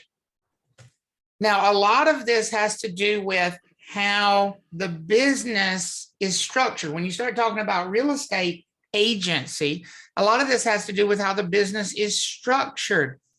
If Seth went out right now, as his business is structured, and we've talked about the fact that he has not created a company. If Seth went out right now and decided to bring 5 of you all on as provisional brokers, Seth would be the agent in the transaction. And that is because we practice something called fiduciary brokerage. Fiduciary brokerage is brokerage where the client is who we look out for. The client is our goal. Their best interest is our goal. That is called fiduciary brokerage. That is the type of brokerage, and brokerage just means real estate as a business. The type of brokerage that we practice in North Carolina is called fiduciary brokerage. And that is the type of brokerage that is practiced in most states across the country. Some states, however, practice transactional brokerage. Transactional brokerage happens when you have a situation where the real estate brokers do not at all look out for any person's best interest. They are not looking out either for the buyer's best interest or the seller's best interest. This is not legal in most states. It is not legal in the state of North Carolina. Why do you think I'm mentioning it to you then? If it's not legal in the state of North Carolina, what section of the exam might transactional brokerage be referenced on? National. Right? The national section may have some reference to a transactional situation. Transactional means the real estate licensees do not have any duties to either of the people. Their duty, their purpose is simply to make the deal. Are they looking out for the best interest of the seller? What do you think? No. Are they looking out for the best interest of the buyer? No. Honey, they're looking out for their paycheck. They're looking out for the best interest of the transaction. That means they always do whatever they think makes the transaction happen. Let me give you an example of what I mean there. If I'm in a transactional state, as an example, Florida is a transactional brokerage state. And I know, let's say the property is listed at, so I'm just going to jot this down. Let's say we're listed, which means on the market, at $400,000. And here's what I know. I know that the seller will take $380,000. I know that. If I'm in a fiduciary brokerage state, and I've been hired by the seller, would I say that to a buyer if I thought it would help get an offer? Would I say that to a buyer? No. That the seller would? No, absolutely not. Because my job is to protect only who's best interest in the deal. The seller, my client. If I was in a transactional brokerage state and I had been hired by the seller and it was listed at 400 and I knew they would take 380 and I thought telling the buyer that they would take 380 would make a deal happen, what would I do with that information? Tell it. I would disclose it. Not because it helps the buyer, not because it helps the seller, but because it helps the deal. That's transactional brokerage. Yes. Could you kind of do the opposite of that and kind of pump it up that there's a lot of people looking at it to get more money than 400? Well, sure you could. As a transactional person? Sure you could. As a transactional person, you can do whatever you think is in the best interest of the transaction. Right. Fiduciary brokerage, you do what is in the best interest of your client. You always safeguard information that would harm your client. You only disclose things that your client gives you permission to disclose or things that would be helpful to your client. It's not about the transaction when you're in a fiduciary state. We are a fiduciary state. So Barbara asked, is it illegal? It is illegal in North Carolina to practice transactional brokerage. We are not a transactional brokerage state. We are a fiduciary brokerage state. Here's what that means. There's no such thing as a real estate broker or real estate firm in this state that is neutral in the transaction. You cannot be neutral in the transaction. You have to be hired by one or the other party to represent their best interest. Does that make sense for everybody? Yep. In North Carolina, we do. Yes, Florida does practice transactional brokerage and we don't. North Carolina practices the fiduciary brokerage where you have agents. The agent is whoever the client hires. So let's go with that hypothetical situation where we say Seth goes and hires 5 of you to be provisional brokers working for him. Jessica, hold that question until much later, much later. So Seth hires 5 of you to be working for him. Now, we know what his business structure is right now. He is a what? Sole proprietor. Sole proprietor. Let's say he's a sole proprietor and he hires 5 of you to work for him and he's going to be your broker in charge. He's still a what? Sole proprietor. Still a sole proprietor. Who would the clients be hiring? Would they be hiring Seth Thomas, broker in charge, or would they be hiring his firm? Seth Thomas. Seth Thomas. Seth Thomas, because there is no what? Firm. Firm. There is no firm. In that case, there is no firm because a firm is a what, folks? Company. A company. If you continue to choose to focus on a firm being a group of brokers or a brokerage office, you're going to be in the wrong place mentally. A group of brokers could still be a sole proprietorship. Doesn't necessarily have to be a firm. However, the more common setup, if you have multiple brokers working together, is that whoever is the owner of that business has organized it as a company, either an LLC or a corporation, and therefore, who would be the agent of those clients? Who would those clients be hiring in those transactions? So if right now you wanted to hire Seth or Travis or Dolores or Leslie, who all work for Trav Talks LLC, would you hire them directly or would you hire Trav Talks LLC if you were a buyer or seller? Trav Talk. Let's see. So in that case, they're hiring the firm. It is the firm in that case that is the agent of those clients. Whatever it is, you're hiring these people that work together as a group, whether they are a firm or whether they are a sole proprietorship. So here is the best way to think about it. The agent is probably always best thought of as the broker in charge. That is the agent. Is everybody with me on that? Yeah, I like to think of this as like there's always going to be multiple agents, well, not always, but there's usually going to be multiple agents, whether it be with a sole proprietor or a firm. However, there's always that one central agent. You know what I'm saying? Like for us, it's Trav Talks LLC. That's the agent for our clients. Whereas if you were using the example for me, I would be the one central, and then I'd have a couple people affiliated with me. But ultimately, folks, who makes the decisions for any group of brokers who are working together? Broker in charge. Broker in charge does. So when clients hire a group of brokers to represent them, they are hiring the broker in charge and everybody that broker in charge supervises. Now that's within the firm. Don't get confused about the transaction when we're hired, Well, but in a transaction, they are hiring the broker in charge and everybody within that. There is no singling out people who work together in this business.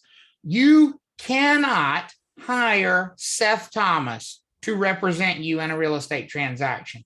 That is impossible right now. He could make it such that you could hire him, but right now that is not possible because he has chosen to work in a group of brokers. And whenever someone who is a real estate broker chooses to work in a group, the whole group gets hired. So the question is the group a firm or is it simply a sole proprietorship? In the case of our business with Trav Talks, it is a firm. So if you want Seth to be your buyer's agent, can you hire Seth or do you have to hire Trav Talks LLC to be your buyer's agent? Trav Talks. You have to hire Trav Talks LLC. It is very possible that Seth is going to be the individual who works with you on behalf of Trav Talks LLC, but ultimately your agent is not Seth. Who or what is your agent if you are going to work with Seth as your representative in a transaction? Who is actually your agent or what is actually your agent? Trav Talks. Trav Talks LLC. The agreement will be between the client and the office. Always, always, always. The agreement is between the client and the office. The only way the agreement is between the client and one single solitary broker is if that one single solitary broker is a single solitary broker. If you work with somebody, the agreement is with the entire office. Whether that's a firm or a sole proprietorship, you're always hiring the office. Does that make sense for everybody now? Yes. Okay. And when I say you're hiring the office, I mean you're hiring that one physical office location. If there are 10 RE/MAX offices in town, are you hiring all of them when you hire within one of those offices, or are you hiring everybody at that one office location? Everyone at that Everybody one in the location. office. That one office location. Christina asked a question. She said, but if I choose for Seth to represent me, that's okay. Christina, ultimately, that's not your choice as a client. And this is the idea that nobody really wants to everybody hates this idea. From buyers to sellers to you getting your license hates this. Who is the client ultimately hiring in every situation, folks? The company. Office. The office. And what person ultimately makes all the decisions for the office? The broker in charge. Broker in charge. So here is the factual answer to Christina's question. Christina wants Seth to be her buyer's agent. So she signs a buyer agency agreement. She's not signing it with Seth. She's signing it with Trav Talks. Could the broker in charge of Trav Talks assign any affiliated broker in that office to work with Christina in that transaction, and there would not be a single thing she could do about it? Yes. Yes.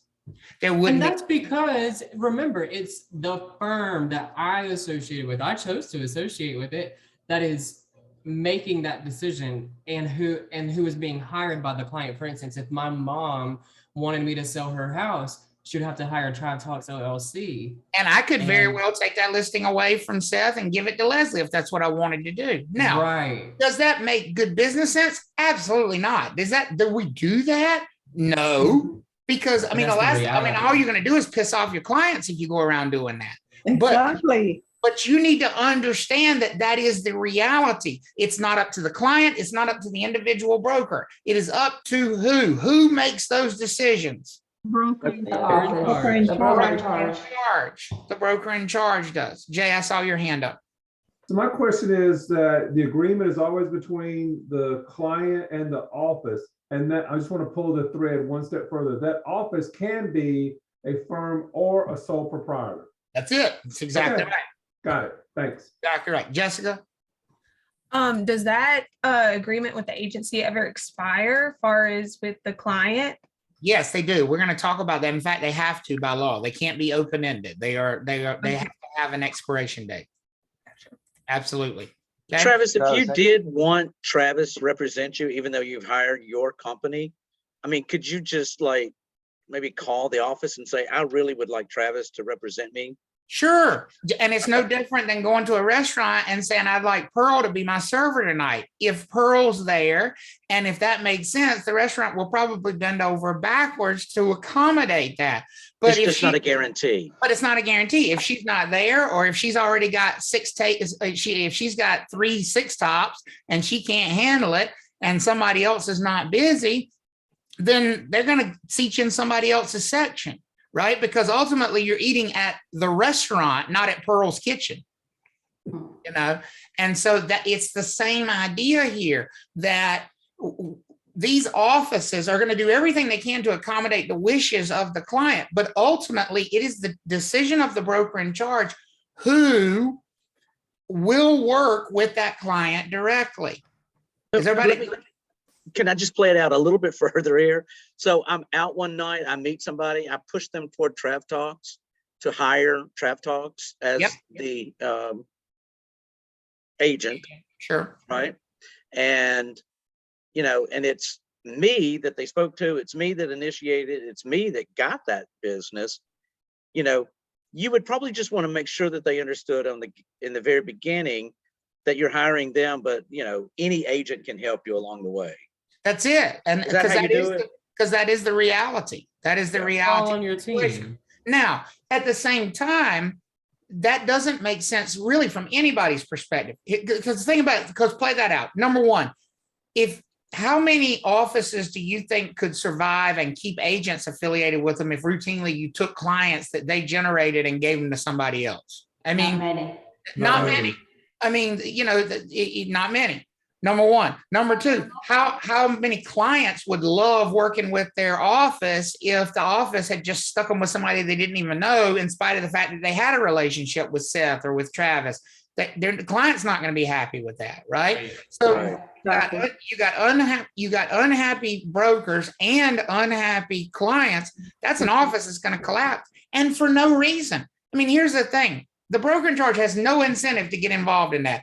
If you, Mark, go out and you work for Trav Talks and you bring in a client, by all means, work with them. You've got the relationship with them. Clearly, they like you. They hired us because of you. Why would I take it away from you? Right. No? Eddie, you have a question? That's good. Yeah, I got a couple questions. Number one, the agency can just be one person though. It can be. Absolutely. Because remember, in North Carolina, we're all brokers and you can work solo as a broker. That's exactly right. As long as you have the firm license also. And number two, well, you wouldn't even have to have a firm license. If you're a company. Right. And because this is where this was a question I was trying to ask the other day. Number two, if I open the company and I am the agency and I am the only person, do I have to be a broker in charge? Well, I'm not going to answer that one yet, because we're not going to do that till we get to 1.3, because we will get to, and it is, but it's a complex rule. That's why I have to hold it off. You know, it's going to largely depend on what you're doing with that client, whether or not you would have to make. That's why it's not just a straight up and down answer. So the agent is simply who the client hires. That's the office. So that's what I would put here. This would be the office. And if that's an office of one, okay, it's an office of one. If it's an office of 200, it's an office of 200. Could any of those 200 take over and run with that client's transaction at any given time? Yes. Yes, absolutely. Now, this terminology right here confuses the hell out of people, and it just shouldn't. Subagent. If the office is the agent, folks, if the client hired the office, the subagents are just the people, the brokers that work for the office. So Seth, if a client wanted to hire Seth to list their house, first of all, they can't hire Seth because he's agreed to work with a group of people. The client would hire who as their agent?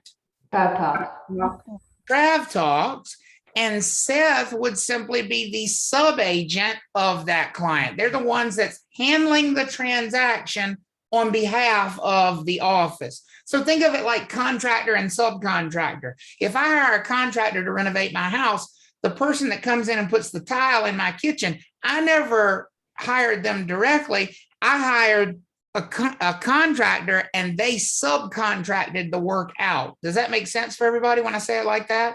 Yes. And so the client hires Trav Talks, and Trav Talks subcontracts the work down to Seth to do the work. Here, you take care of this client. You're the subagent in this transaction. Here's what I actually do when I'm reading these. And now that I've talked about the meaning, here's exactly what I'm going to recommend you do when you see that word in a sentence. Just delete the prefix sub, because ultimately, if you see this, subagent of the seller, who does that person represent? The seller. The seller, right? Because you can just delete the sub part and they just become what? The agent. Agent of the seller. Well, it's like if you have a seller who's hired the office, but they're working with you, I could essentially be a subagent of that seller. You are a subagent of that seller. That's exactly, I mean, we all are. Every broker within the firm is subagents of every client of the firm. So let's play with like Keller Williams of Cary, 220 licensees, 220 brokers with Keller Williams of Cary. So that office takes a listing from a seller. They've been hired by the seller to represent the seller in the transaction. One of the 220 got that listing. Was the seller hiring that one broker of the 220, or was the seller hiring Keller Williams of Cary? Keller Williams of Cary. Keller Williams of Cary. So how many agents does the seller have? Just the one, Keller Williams of Cary. But how many sub-agents does the seller have? 220. 200. 220, because every single broker in that office is legally a representative of that seller because you hired the office they work for. Is that making sense for everybody? And that decision is by the broker in charge. That's exactly right. So it looks like to me that there could be potentially some drama if you were Keller Williams and Carey. Have you not watched like Selling Sunset and $1 Million Listing? Yes, lots of drama. Lots. So do you give it to the new non-provisional broker to get some experience, or do you always go back to Jane, who knows everybody in Cary and has been an agent for 35 years? So let me throw this out there to you. Let's say that Jay, who knows everybody and already does a boat ton of business, right? But Jay's thinking about going out on his own and leaving your office. You get new business that comes in. Nobody really brought it in. You got to assign it to somebody. You're going to assign it to the new person who really needs it, or you're going to assign it to Jay because you want to keep him around because he's already running 100 transactions a year through your office. The one who's going to run 100 transactions. The new person. Welcome to real estate. If those of you said real estate, you are wrong. They're going to give it to the ones who don't need it. The fat get fatter in this business because they got to keep Jay happy because Jay brings as much business in as 50 of those new agents. Because I may go to Century 21 and take those people with me. That's right. That's right. Wow. So just in that example of Keller Williams of Cary, 220 agents, you have 219 who are sub-agents to the seller and one who's like the agent who's working with them. All agents in the office work for the seller though. There is no differentiation. There's no reason to even single out the one. They're all sub-agents of that client. They all have the exact same representation to that client. They are interchangeable. But every single one of them owes loyalty and stuff like that to them. You swap them out. There is no difference between any one of the 220. None legally from that client's perspective. They're all the same. I was just wanting to make sure that we differentiate, like it's not working with. So, well, the other 219 may not be actively working with that client, but at any time they could. They could. But they represent them is what I'm trying to say. Yes, absolutely. That's so the comment to get with a smaller agency is something that we should think about just from a percentage standpoint, right? Well, I mean, again, you got to go work where you want to work. You got to work where you're comfortable. Some people like the big brands. Some people like the big exposure. Some people, but there are downsides to it, and there are pluses to it. They have more resources. So I guess it's the same in any office setting. If there's a lot of people there, there's always like the teacher's pet and all that. Absolutely. Pearl made a great point. So that's how, if your license were to go inactive, you're able to stop work and use another sub-agent in the firm to finish. Absolutely. If your license was going to go inactive, who would you call? Your broker in charge and say, hey, I messed up. My license is going to go inactive. And what are they going to do? Add another one. Someone else. They're going to swap somebody else in so that we can finish the transaction for that client. Because Keller Williams Cary isn't going to lose that listing because one agent didn't do their homework. That's it. That's exactly right. Because the client ultimately hired Keller Williams of Cary. Now, here we're going to go deeper than that right now, because you need to think about this. If Seth decided to leave Trav Talks, now he's got clients that he brought into the business that have a personal relationship with him. Does that mean he automatically takes those clients with him to wherever he goes? No, because they never hired him. They hired what? The firm. Talks. So ultimately, whose decision would it be whether or not they would go to the new office with Seth? The client. Not just the client. Who else?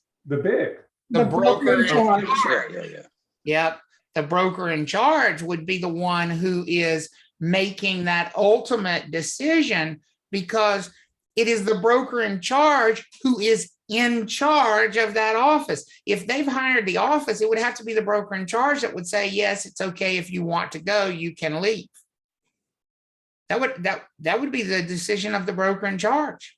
Not the client by themselves, certainly not the agent who just left the firm or the office. It would be up to the broker in charge. So remember, the ownership of these clients, the agent of these clients is whoever they hire, which is the office. Okay, we all good with that? Yes. All right. Remember, we don't treat clients and customers the same. Clients are not customers. Julie said, after a period of time, does the client still have to stay with the bank? Well, that goes back to the question that was asked earlier by Jessica. Are there going to be expirations to these agreements? Of course there are. They're going to have expiration dates, but until that agreement is expired, the client would either have to stay with that office that they originally hired or talk to the BIC and say, would you be willing to release me from this agreement if the client wanted to leave? There's no just leaving because you want to leave. And sometimes if you choose to do that before the expiration date, the office can actually take that person and make them pay, like, potential commissions, right? A commission, absolutely. Good. They can say, oh yeah, you can leave early, but you got to pay us. But those are written into the contracts or the hiring contracts. It could be written in advance, or it could just be a condition of, yeah, you want to leave, but you pay us this and we'll let you go. Okay. I've seen that happen. Yeah, I have to So clients are always going to be owed far more than customers are. And what we're about to do now is really get into do a deep dive into the differentiation between what we owe clients versus what we owe customers. They are not the same.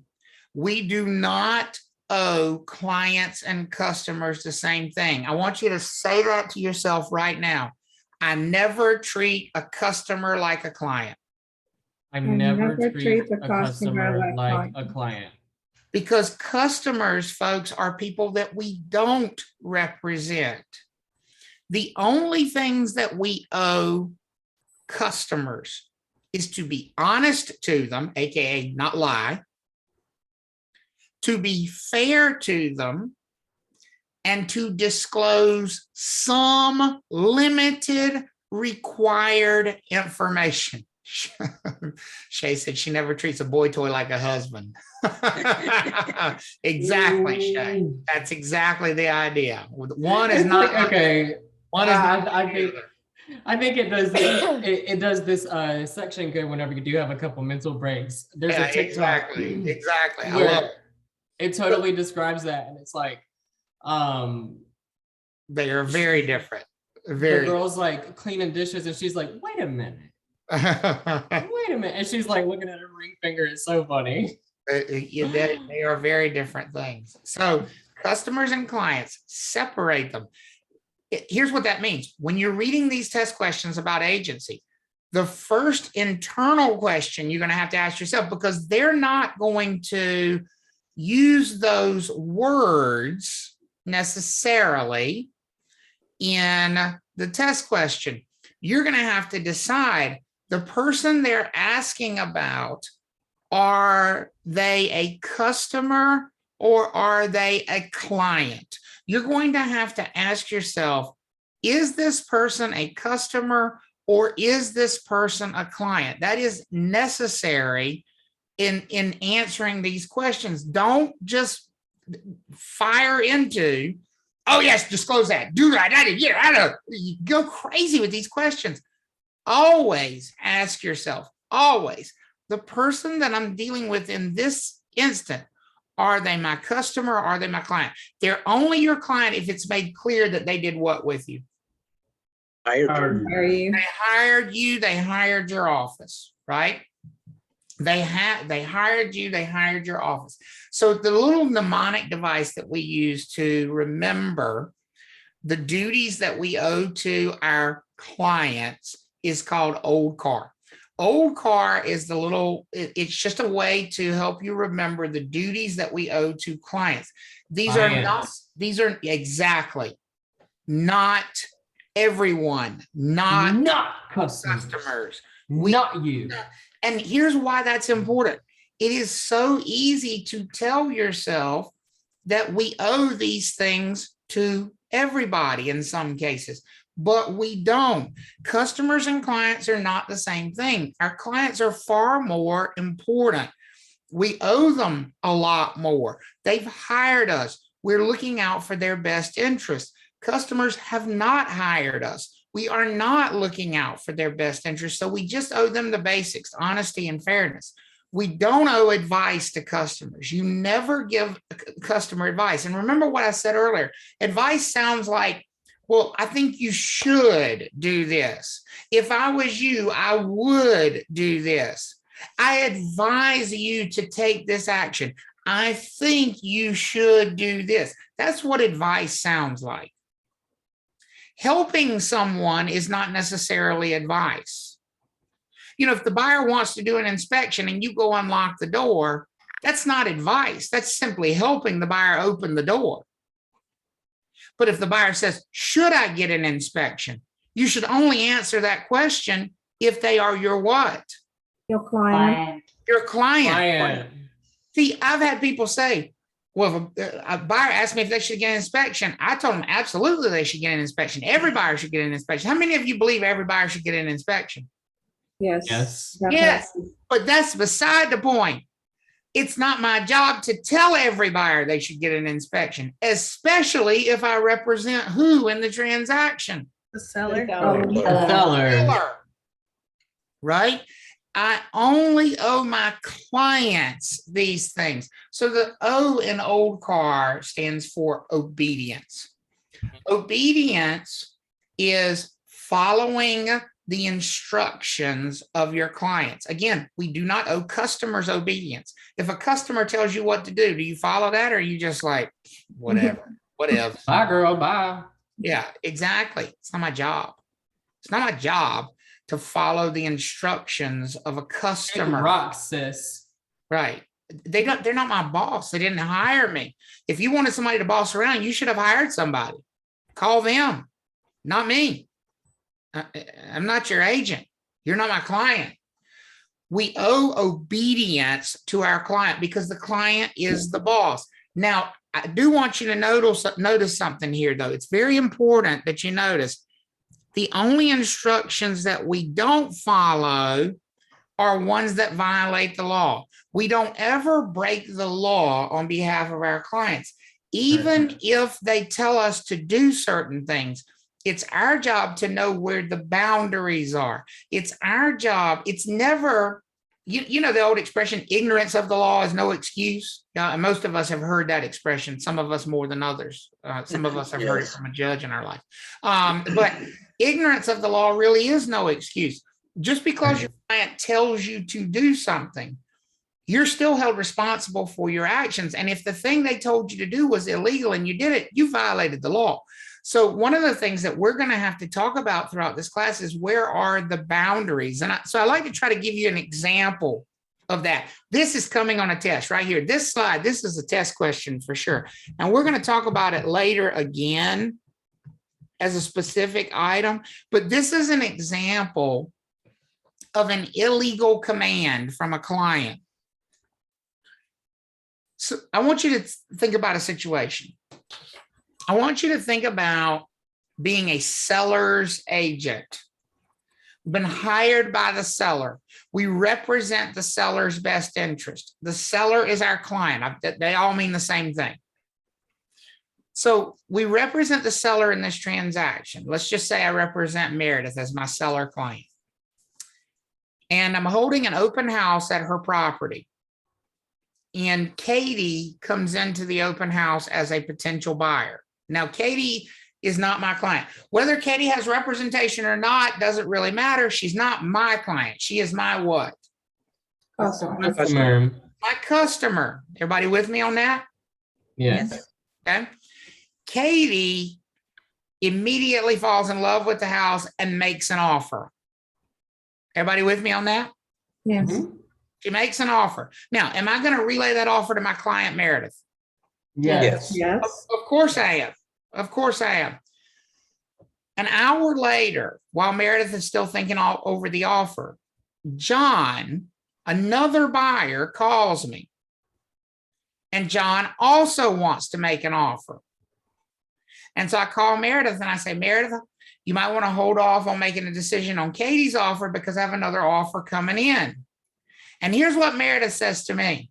She says, well, make sure you tell him that we already have an offer for $425,000.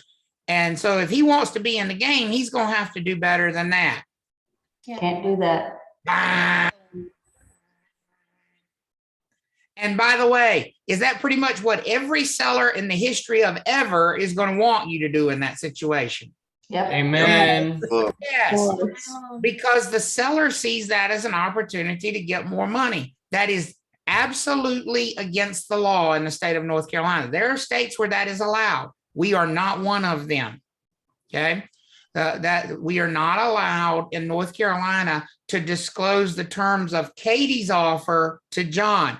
And we can't even get cutesy about it. We can't even say to John, now we already do have another offer and it's a little bit better than yours. We can say to John, we have multiple offers. We have another That's all. but that's it. We can't give him any indication of whether that offer is better, worse. Because that'd be like an auction, or like that's not what we're here to do. That's essentially what you've created as an auction. That's exactly right. Hey, Travis. Yes. I could also see where you presented a second offer to Meredith, and Meredith came back and said, I love my neighbor. She's been my neighbor for 30 years. Does this second offer, do they have kids? Sure. You can't say whether they have kids or not. Well, you can. We'll get into that when we get into fair housing, and what those subjects that we have to stay off limits are. But for our purposes here, we want to make sure everybody zeroes in on this idea that we're not allowed to follow every command our client gives us. In that case, when Meredith, who is my client, tells me, hey, I want you to tell John what Katie's offer is, what do I say to Meredith? Can't do it. We have multiple offers. I'm sorry, I can't do that. Here's what I can do for you, Meredith. I can tell them that we have multiple offers. Would you like me to tell them that we have multiple offers? I want you to tell them what the price is. I'm sorry, I can't do that. I can't go that far. Well, I want to stop working with you. Well, sorry, you can't do that either. You signed a contract. Okay. And so just be clear that we don't follow every single command. Yeah, Katie, we can say anything to those buyers that doesn't give away the terms of the other person's offer. It's not that we can't tell them we have multiple offers. We can certainly say, give us your highest and best offer. We can say, I'm sorry, we're not willing to accept your offer. We can say, we've declined all the offers. Any of that is fine. What we can't do is give any information about somebody else's offer. Are we close? I can't tell you that. Well, is the other offer better than ours? I can't tell you that. I can't give anything about the terms of the offer. Just make an offer and let me present it to the seller. That's exactly right. Whatever offer you want to make, you make your offer and I'll present it. Okay. Alyssa saying we have multiple offers over asking. That's a no, because that gives, I think it's too, that gives away the terms. You're giving, if you're saying we have multiple offers over a number, you're telling what somebody's offer is. You can't do it. Can't get cutesy. Nope, not at all. It's a Travis, yes. I have a question. When people put in an offer, but then they put in and we'll add another 2,500 to beat out escalation or something. And what if your seller client wants to take advantage of that, even though. And they're going to have to take your word, because you can't give away what somebody else's offer was. So it doesn't really work in North Carolina. But they know what the offer is. The seller, I would tell my seller client. The seller knows, but you can't tell the buyer. You can't prove to the buyer that you had this other offer. If they say they're going to pay $2,500 above, you say, oh, well, you're paying blah, blah, blah, blah. And they're going to have to take your word for it, because you can't give away what the other offer was. What happens if your seller, if it isn't even required, but they take advantage of that extra money there? Can they even do that? Sure they can, which is why it's stupid to use that as a negotiating tool in North Carolina, because they can't prove. They would literally be violating the law to prove it from the other side. Right. Okay, thank you. So here's what I'm saying to you, Marianne. Somebody submits an offer to me and says, we'll pay $2,500 above the highest offer. Okay, our highest offer was $73.4 billion. Well, Well, you're going to have to prove that to me. Oh, I'm sorry, I can't. North Carolina law, I can't give away any terms of somebody's offer. If somebody did say that, all you would say is like, okay. Yeah, I mean, it doesn't work. We just can't do it in North Carolina. Yeah. Yeah, Eddie makes a great point. He Is it said, legal? Is it legal to like put a cap, like just 20 up to 400,000?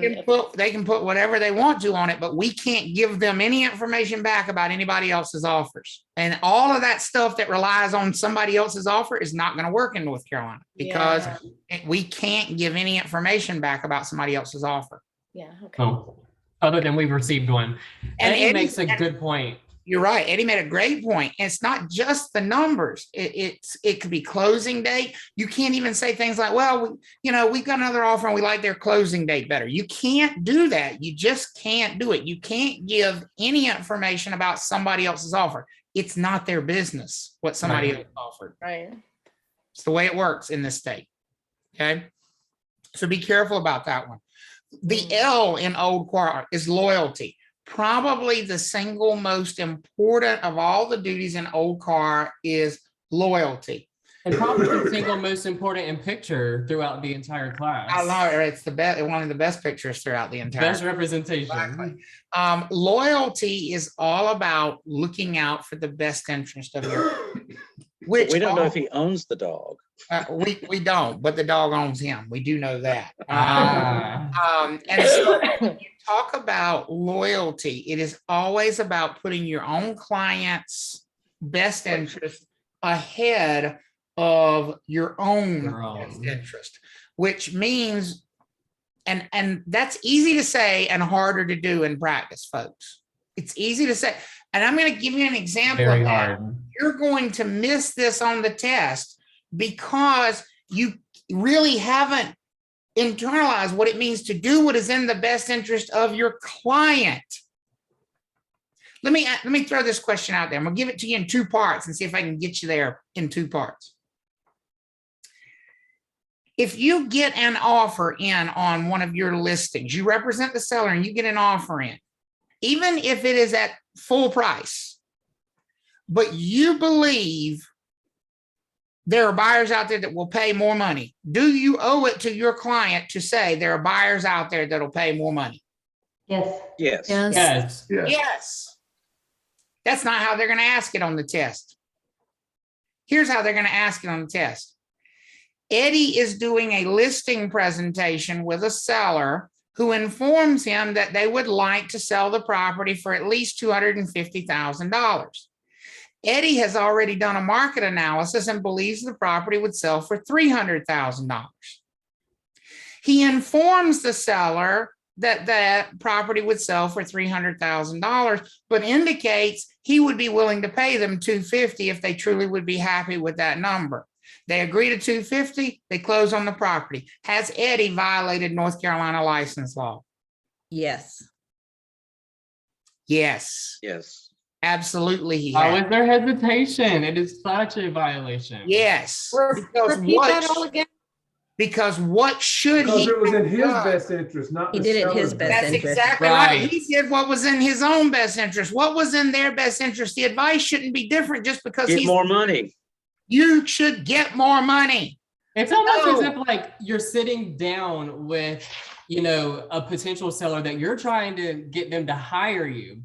But then you find out that piece of information that they're willing to take lower, it could sell for higher. It's almost as if a transaction started right there. Right. Now you've already put yourself in a situation where you shouldn't even be considering purchasing their property, probably because they've told you things. And Well, so wouldn't that be like if you were, I'm just trying to put another example, like if you were a paid salesperson for Hendrick Lexus, and you were paid by the firm, which is Hendrick, and I walked onto that lot and I said, I'd like to buy that car right there. The car salesperson is not going to betray the trust of Hendrick, the client. He's not going to say to me how cheap I can get that car as soon as I walk on the lot.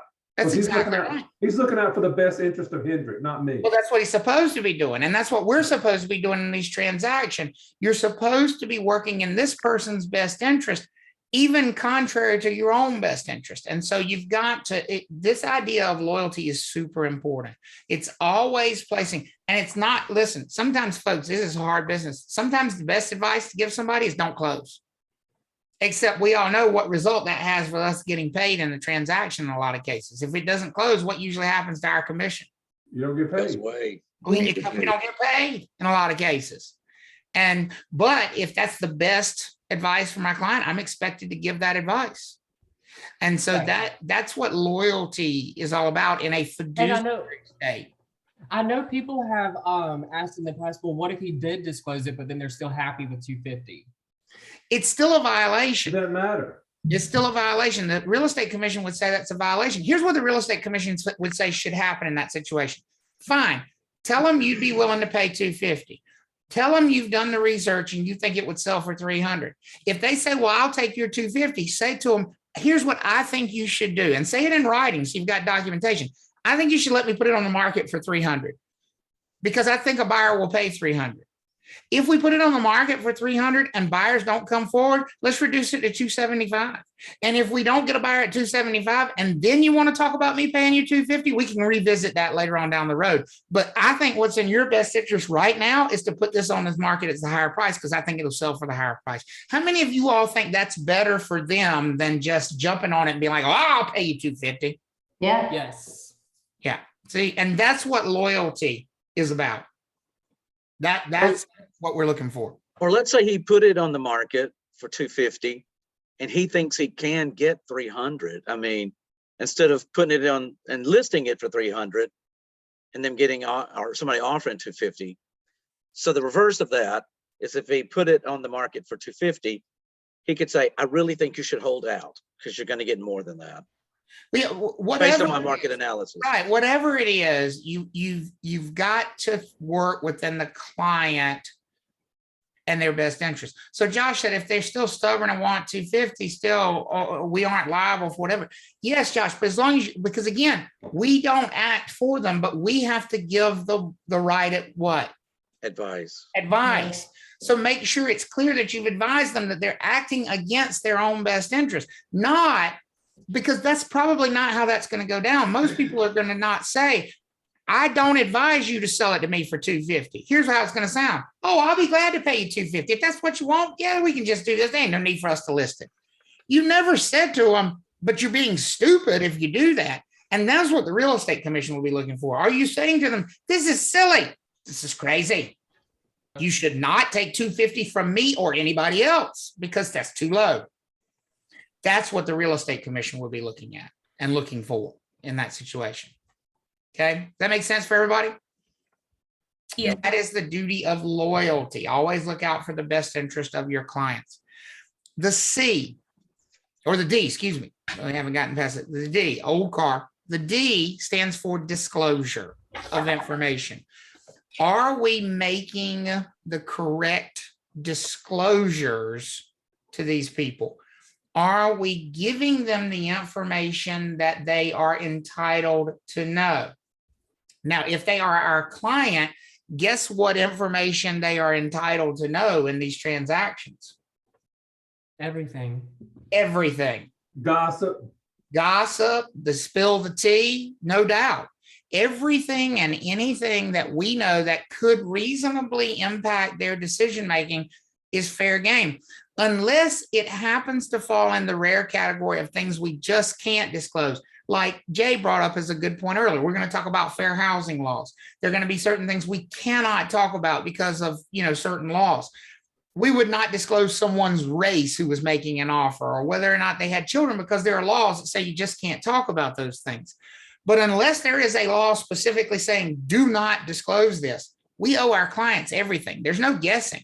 When they're a client, we owe them everything we know, which means we owe them even things that we think could complicate our life. This is one that I think real estate agents struggle with a lot of times. I'll use an example here. Sellers get kind of paralyzed in the current market because it's overwhelming. It sounds great. Oh, we got 15 offers in the first day. Sounds great. Awful in reality. Because the seller ultimately has to decide which one of those offers to accept. And folks, it's not always so easy. I mean, a lot of them are going to be very close. Some of them are going to be identical as far as purchase price.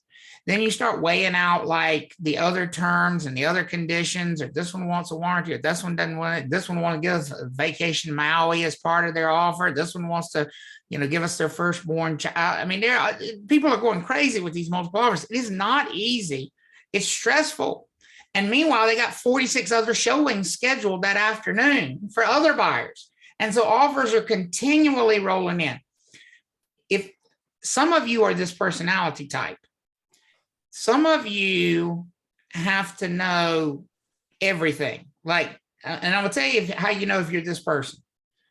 When you go to a restaurant, if you sit down and you have to read the entire menu before you can order, like literally it is like a compulsion that you have to read every choice on the menu before you order, you are not going to be a fun seller in the current environment, because that person gets overwhelmed by information.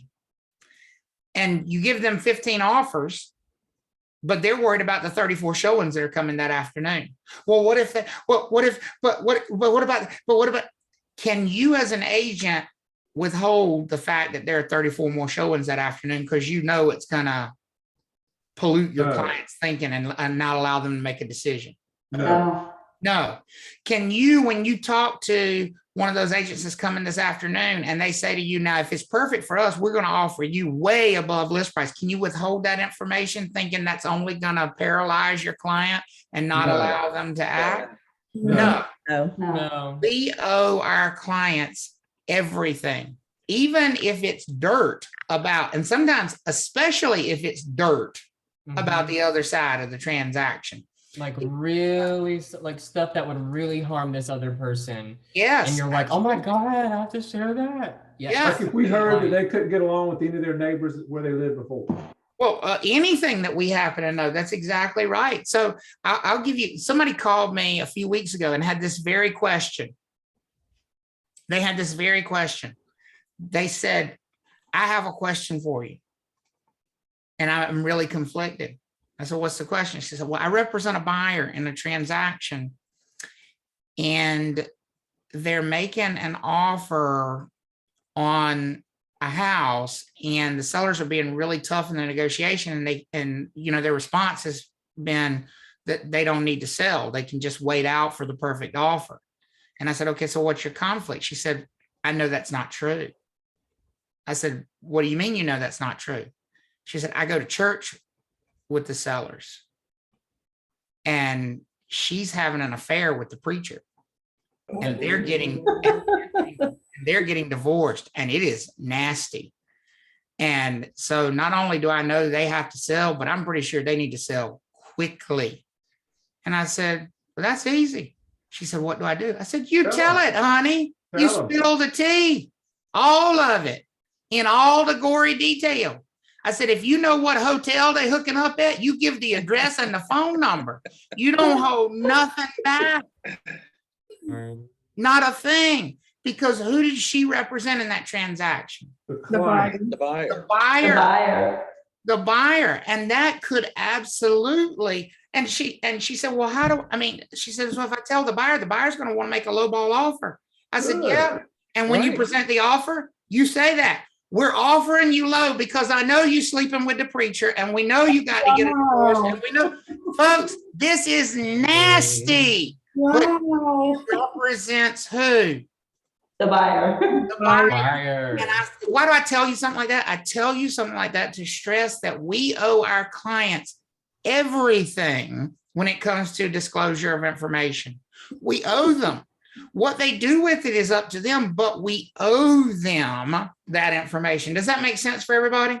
And I heard you needed a bedroom as a nursery.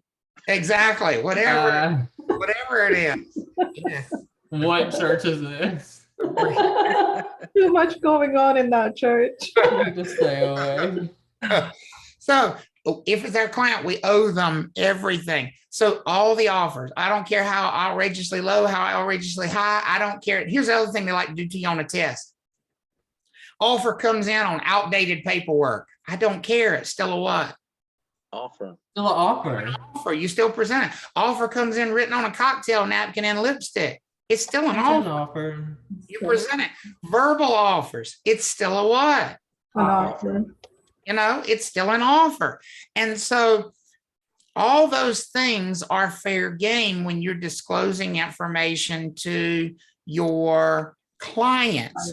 If you know why the other party is like, for example, the story I just told you, you know why the other party is selling, their reason for engaging in the transaction. Now, you don't know their reason for engaging in the other transaction, but their reason for engaging in this transaction, you know why they're selling. Tell it, spill it. It's what you do. How much you're being paid in the transaction. Because one of the weird things about our business is we're not always being paid by our clients. Sometimes we're being compensated by outside parties. So we need to make sure our clients are aware of how much we're being paid in these transactions. One thing I will tell you, and this is going to show up on the test for sure. This is going to show up on the test. And I want you to add this to your notes. Disclosure of all types is always made in writing. Oh, yes. So not only do we have to, quote unquote, tell them these things, we have to put it in what, folks? Writing. In writing. All disclosures of any type need to be made in writing. And if you think about it, that is a completely sensible rule, because otherwise, how do we prove that we actually disclose these things to these people unless we keep a written record of it? Here's the text or email. Right. And that can be written, can simply be text, it can be email. Hey, this is perfect for Zennials and Millennials. We do all that. It is, and that's why you archive everything. You keep all your texts, you keep all your emails, you know, whatever they are. Cherie? Hey, so back to the example from earlier with the person wants 300, but they'll settle for 250. And so you have to have that conversation with them. Do you also, just in case they're sticking to that 250, do you need to have that conversation in writing with them as well to kind of cover yourself? It's a great question. There's not a rule about that, but I would say yes. Okay. Because I would say you would want proof. Hey, I gave them the advice that I thought 300 was a more appropriate number. And so here's what I would do. I would have and this is what I almost always do with my clients. I feel like a verbal conversation is better for bridging the divide. Written conversations are great for record keeping, but there's no tone in a written communication, or tone can be read where it was not intended or misread. And so things like that, I would always have a conversation and then follow up with an email. Right. Hey, as we discussed earlier, or per our conversation earlier, I really do think, 250 is a low number for your property. I feel like you should be listing it at 300 because I feel like we could find a buyer at 300. Obviously, it's your choice what to list at, and let me know what you'd like to do. But I just want to reiterate, I think 300 is a more appropriate number. So have it verbally, but then put it in writing so you've got some backup. Yeah. Okay. Got it. Thanks. You're welcome. Wouldn't it be weird if you're sitting at the listing appointment and y'all are just writing letters back and forth? Yeah. Exactly. And so this brings us to an important note that if you haven't figured it out yet, hopefully it's going to make sense when I say it now. Folks, never tell real estate agents your business unless you've already hired them, because they're always working for someone. And might they be obligated to tell that someone your dirt if it matters to them? Mm-hmm. Oh, yeah. Yes. So don't ever relay personal information to a real estate broker, and don't allow them to do a lot of that with you unless you've been hired, unless they've hired you. Because, and this leads us into the next thing that we owe to clients, but not to customers, we owe our clients confidentiality, which is the opposite side of disclosure. Not only do we owe our clients telling them everything we know, we owe them keeping everything we know about them, what? Confidential. Confidential. That's exactly right. And Jennifer said this previous slide sounds like the Miranda rights. It is. Don't tell me anything you don't want me to repeat, because I will repeat it unless you do what? Sign a contract. Unless you hire me. Because if you hire me, then I will owe you confidentiality. It's just like the attorney-client privilege. Exactly like attorney-client privilege. Because remember, attorney-client is just agency. It's just like our agency, right? Yeah.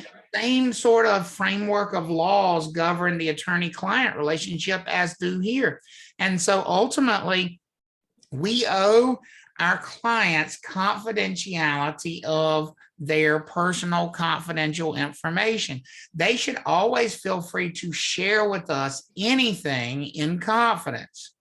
And we are not going to allow that information to escape our office. Now, I do want to talk about that for just a second. And this is going to be tough for you on the test. We are not talking about owing our clients confidentiality on a one-on-one basis.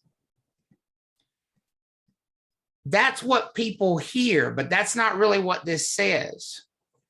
If the client tells Seth personal and confidential information, is there a group of people with whom Seth can share and should share that personal and confidential information legally?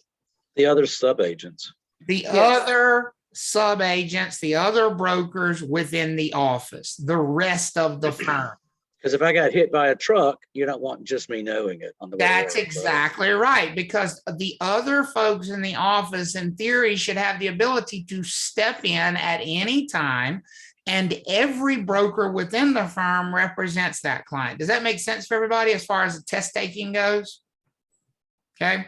So it's confidentiality within the office, within the firm or the sole proprietorship, within the office itself. We owe them confidentiality. We're not going to let that personal confidential. So obviously, I might tell my broker in charge what you tell me in confidence, but I'm not going to tell anybody outside of our office.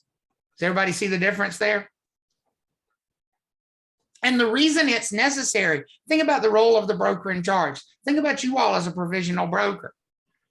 When your clients come to you and they tell you these things, that might make a difference in the transaction. Aren't you supposed to go to your broker in charge and get advice about how to handle that transaction? It might be necessary to tell the broker in charge, well, here's what's going on, and here's why this is an issue. Because that may determine what advice they give, so it is necessary.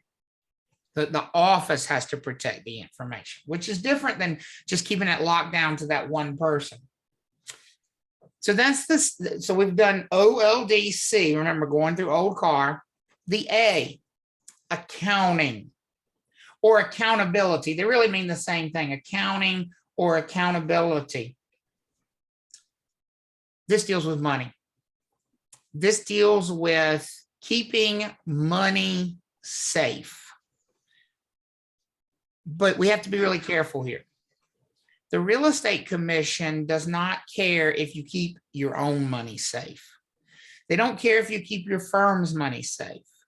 They don't care if you keep your office money safe. That's between you and your office and between you and your firm. We're not talking about commissions here. We're not talking about money that belongs to your office, money that belongs to your broker in charge, money that belongs to you personally. We're not talking about accounting for or safeguarding that kind of money.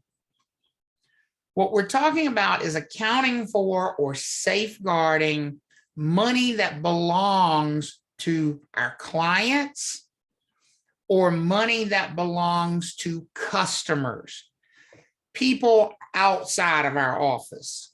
If they ask us to hold money to handle money for them, to transfer money for them, to take this money and deliver it from here to here, to hold it, guard it, whatever it happens to be. If it is money that belongs to somebody outside of the office, whether they be a client or a customer, then that money must be handled and accounted for in a very specific way.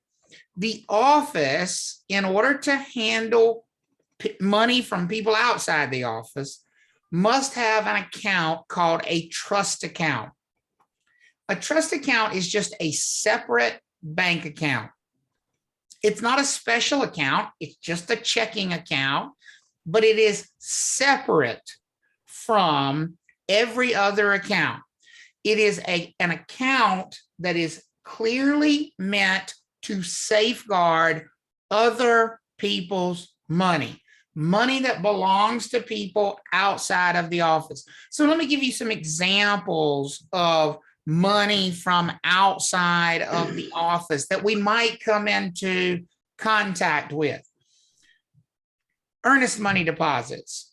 Do you think if we represent buyers and sellers in transactions, we might be asked from time to time to either transfer an earnest money deposit or even hold an earnest money deposit until the transaction closes or until the transaction is terminated? What do y'all think?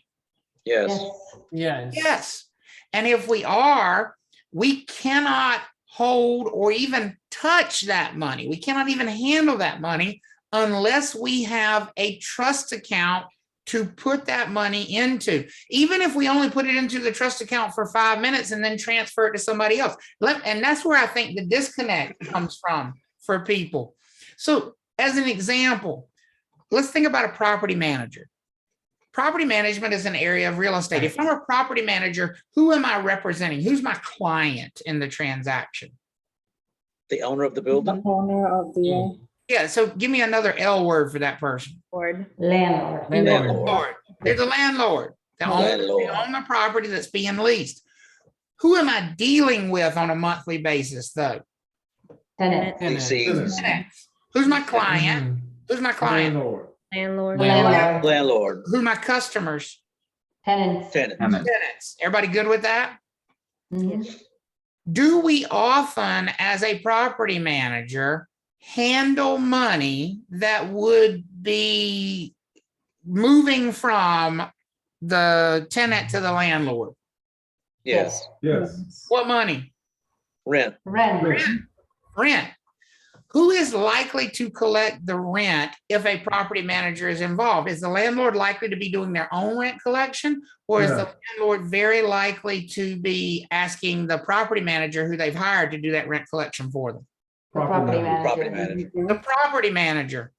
Folks, we cannot handle money that belongs to the tenant and or the landlord without having that money be accounted for in our trust account. In other words, when we collect the rent, if they pay us with a check or if they're depositing the rent, are they depositing it directly to the landlord or are they depositing it to our office? Deposit in the office. To our office. And are they depositing it into our office's account where we keep our commissions and our normal operating funds? Or are they depositing it into a special account marked as a trust account, which is designed only to hold outside money?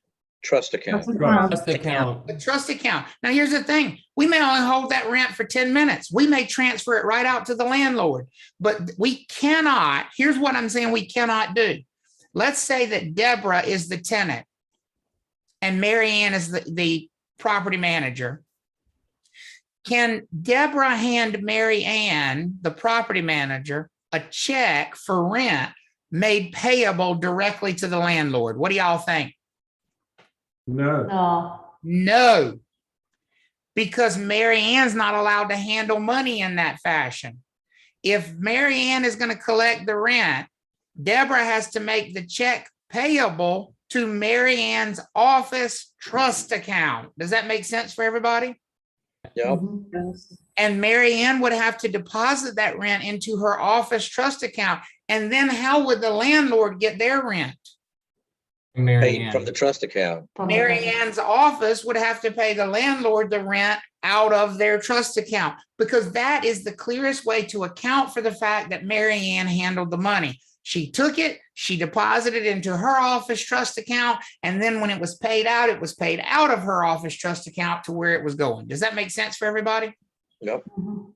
And that is the accountability rule. So in general, anytime we touch money that belongs to outside sources, now we're not talking about commissions because that's our office's money. We're not talking about our MLS dues. That's our money. We're talking about things that belong to clients or customers. Anytime we touch that money, it must go in our office trust account. So that means for our office to handle money for others, we must have a trust account. Now, don't confuse that with me saying every office has to have a trust account. An office can simply make a decision that they do not want to what?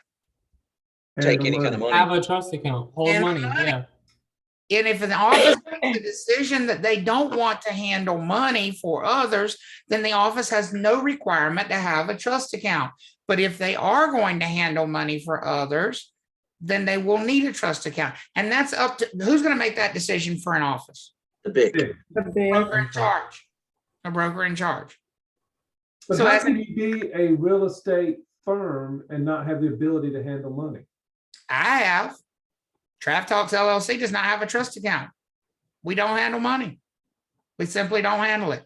Number one, we don't do property management. So that takes away all of that. We do sales transactions. If there is a check that needs to be handled, we simply have our client get it to where it needs to go directly and without us touching it. We, you know, for example, an earnest money deposit, send it directly to the closing attorney. Don't give it to me. I don't want it. Yeah, okay. Oh, really? I didn't know you could even do that. Yeah, we simply take ourselves out of that loop. We don't handle it. Now, can I enable that by handing them an overnight FedEx envelope? I'd much rather pay the overnight fee for FedEx and give them the FedEx envelope made out to the closing attorney than me have to worry about managing the trust account. Yes. But if they gave their agent the check and said, get this to the seller, I mean, have you just violated something by actually accepting the check? In general, yes. We're going to talk about later on, we'll talk about some very narrow exceptions to that rule, but in general, yes. Okay. Yeah. So the general rule is if we touch money that belongs to somebody outside of the office, Trust then account. it goes to the trust account. It You're has not to be, required to have a trust account. but you're not required to have one. You can simply refuse to handle the money. You can simply say that's not a service, because the real estate commission doesn't say you have to offer that service. They say, if you offer the service of handling money, you must have a trust account. If you don't, then you don't need to worry about a trust account.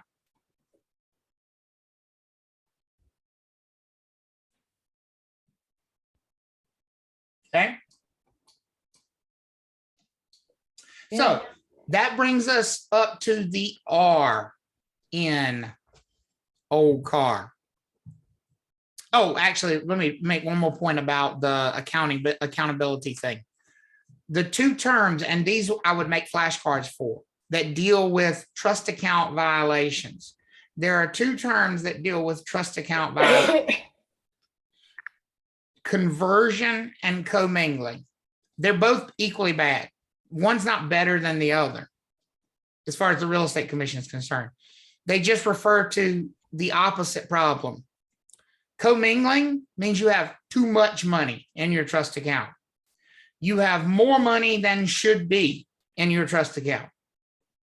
So if we were to do an audit of someone's trust account and they haven't paid rent out to their landlords for the last 3 months, they've collected rent, but they haven't paid the rent out, they would be guilty of which one of these, conversion or commingling?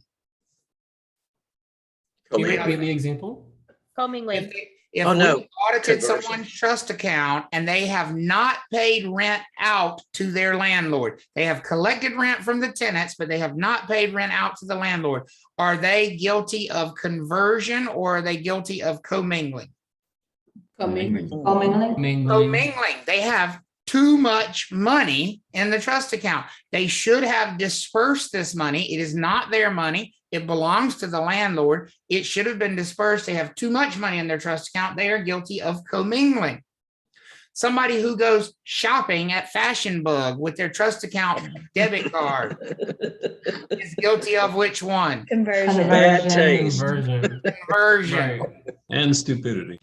Yes, Mhm. exactly. Why do I use that one? Because it actually happened and it was Fashion Bug. So there is a boot barn on Glenwood Avenue now, and every time I see it, it makes me think of Blouse Barn from Schitt's Creek. Oh, there you go. There you go. So commingling is too much money in your trust account. You have an overage. Conversion is you have a shortage in your trust account. Either one of them is bad because it means you're not appropriately accounting for the money. Okay. So Pearl said, so basically a trust account should either have your client's money or a zero balance. Bingo. Exactly, Pearl. The whole purpose of a trust account is to only hold whose money? Clients. Clients or customers, other people's money. Customers. So either you have a zero balance or you have a balance that you can account for all your clients. And keep in mind, you might have 100 clients. So it's very detailed record keeping you've got to keep to show how much of the money belongs to each one of those clients. So if you're the landlord, you check that account each month because you know how many people you've got, how much the rent is. You look in that account and make sure that the accounting is spot on. That's right. You have to account for rent coming in for each unit, rent going out for each unit. That's exactly And then it right. all goes to the owner. Goes to the landlord. That's exactly Landlord. right. And remember, my you may landlord. also be holding tenant security deposits in that Oh, that's right. account as well, if you're a property manager. So it is very detailed accounting. Commingling is an overage. Conversion is a shortage. Conversion is too little money. They have audited your account. You should have 172,000 and you have 12,000. That is conversion. You could have, like in that scenario you just said, you could have two trust accounts, right? The deposit Yes, you could have multiple trust account and then the rent trust account. Yeah, that's up to you. You're I only guess you can have as required- many as you want. Okay, You can have as many as you want. You're required to have at least one if you handle money. got it. Okay. So that brings us to the R in OLDCAR, and the R simply stands for reasonable skill. And we're going to talk a lot about the skill part as we go throughout the class. Because really, when you talk about agency, that's what agency boils down to, is being skilled, offering our clients skill that they would not otherwise have. After all, why did they hire us in the first place? Because our skill. We're supposed to be the experts. That's why they brought us on board. They didn't bring you on board to open a door. If that's the only service you're providing, then you are far selling your client short. We are supposed to be the experts in these transactions, and our knowledge and our skill is what we bring to them. And that's where the advice really comes into the picture, is giving them the right advice in the right situations. But again, we don't owe advice to everybody, only to our clients. We don't owe customers advice.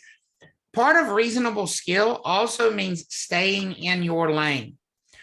One of the great things about real estate licensure in North Carolina is also one of the worst things about real estate licensure in North Carolina. One license fits all. It's great because you don't have to go back and take 5 different classes and get 5 different licenses. There's no commercial real estate license and residential real estate license and property manager's license, and it's all one license. We have a broker's license. Think about it. Driver's licenses don't work that way. If you have a driver's license, most likely you have one just allows you to operate passenger vehicles. You probably can't drive a motorcycle legally. You probably can't drive a school bus legally. You probably can't drive an 18-wheeler legally. There's all separate classes and separate exams and separate, licensure steps you have to go through. Well, real estate doesn't work that way. Real estate is one license for all. Just because you're licensed in it does not mean you have the skill for it. And you never will have the skill for every area of real estate. And it is okay to say, that's out of my lane. That's not what I do.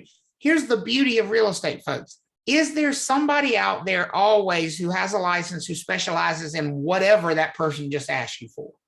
Yes. And can you always refer to that expert? Yes. Yes. If you have a license and your license is active, you can get what for that referral? Paid. You can get paid. And folks, the referral fee to me is one of the greatly underrated things about having a real estate license. I love a referral fee. I absolutely love it because I don't have to do any more work for it. Yeah, it's less money, but it's zero work. If somebody came to me like 2 years ago and said, I want you to help me with a transaction down in Clayton. I said, well, what are you looking at doing? And I said, well, we're looking at buying this, it used to be a commercial facility, but it's polluted. It was declared a federal cleanup Superfund site, and we want to work on the tax credits for cleaning it up. I said, whoa, time out, stop. I don't know anything about a Superfund. I know what a Superfund site is. I don't know anything about the tax situation involved in cleaning it up. I don't know anything about the environmental regulations. I'm not your guy. Yeah, but you know everything. No, I don't. I don't know that. But I said, you can refer someone. But I will find you somebody who knows that. I will find. And so I did some research and I found somebody and I referred them to that person. And folks, I got a check for $3,000. That's nice. And I didn't do any work. Wow. And more importantly, the client Quick got question taken set. care of. Sorry. No, Quick go ahead. question, Travis. I'm sorry. As you were saying that, who were you? Like, I may have missed it, but I wanted to know, who are you getting paid from, the client or the other agent? The other agent who I referred the client to. Okay, so they're gonna give you the, okay, gotcha. Right. I negotiated with them that they would pay me a referral for the client. They were happy to have the client. They were happy to pay me a referral fee for the client. Nice, thank you. Okay.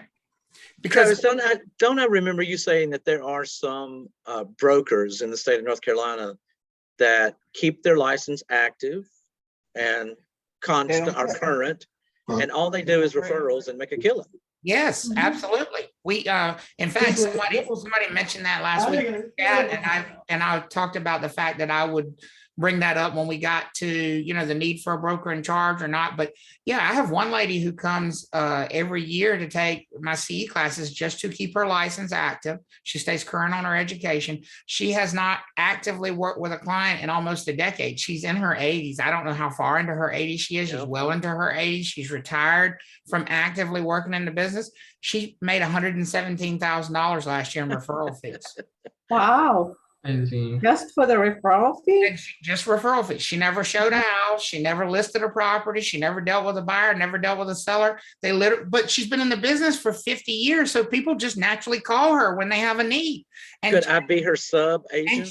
There you go. And listen, and she never tells somebody, oh no, I'm out of the business. Here's what she tells them. She says, well, you know what, honey, I have stepped aside from some of the day-to-day stuff, but I will get somebody to call you this afternoon if that'll be okay. Isn't that a referral? Yep. Yes. And she does, man, she work it. She laughs every time she comes into class. Travis, another question based on that. So on that referral base, right? So if this, for say I'm a broker and I'm trying to refer a client to another broker, right? So if I cannot show any house, or if I cannot give her any business, whatever she or he is looking for, I can tell that person, okay, then I can have someone else call you. So once I talk to the other broker, that's when I'm gonna negotiate with that person that, hey, I have a client that is looking for something, and can you help that person? Sure. So then he or she, the other broker, they're gonna pay you or negotiate. Yes. Like, okay, sure, that's what a referral is. They're paying you for the business. Is there a certain amount or a specific amount, or you just negotiate? Okay, gotcha. Yeah. All right, Negotiable. thank you. Yeah. And we're going to talk about why there can't be a specific amount. It's actually a felony to say that there are specific amounts when it comes to things like that. We have to negotiate those things. Okay. Madison, again, completely negotiable. Madison has to pay you after closing or just for the referral itself. That's negotiable. You're free to remember, the Real Estate Commission is not here to tell you how to do business. They're here to give you a rule framework in which to work. you cannot expect those answers to come from a licensing class. Those are the questions that you figure out, number one, for yourself. Number two, you talk to your broker in charge to figure out what they would do. That's when you learn how you decide you want to do your business once you have a license. We are here to teach you the regulatory framework that works in. Christina, you had a question? Yes, so in order for you to get paid for the referral, do you have to be a sole proprietor or a LLC? You can be structured in any way you want to, as long as you have the correct licensure. A sole proprietor can get paid. Otherwise, why would we talk about them? Why would we talk about them if they couldn't get paid? Of course they can get paid. Okay. Okay. You know, so you can be structured in any way you want to. That's your choice. It's your choice. So make sure you know what you're doing before you agree to represent a client. You know, don't. I think Jessica had a question. I accidentally put her hand down. Oh, Jessica, go ahead. Oh, I don't know if this is the right time to ask this question or not, but what if I was to refer somebody, let's say, down to Florida, somebody that's in North Carolina down to Florida? Do I need a real estate license in Florida in order to get paid to refer somebody? That again depends on Florida license law.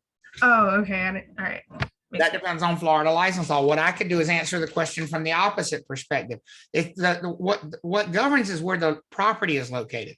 So if you're referring somebody to buy property in Florida, it depends on what their license law is. If you're referring somebody to buy property in North Carolina, it depends on our license law. So I can answer it from the other perspective, but not from that perspective. Okay, thank you. In most cases, it's fine to refer out of state like that, but you have to know what their state license law is. That'd be a good question to ask said Florida broker when you call them. Hey, if I refer you, are you allowed to pay me?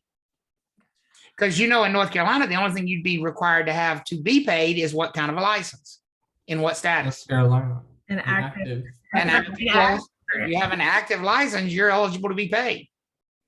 Yep. Okay. So it is a breach of duty to basically take on things that you're not qualified for.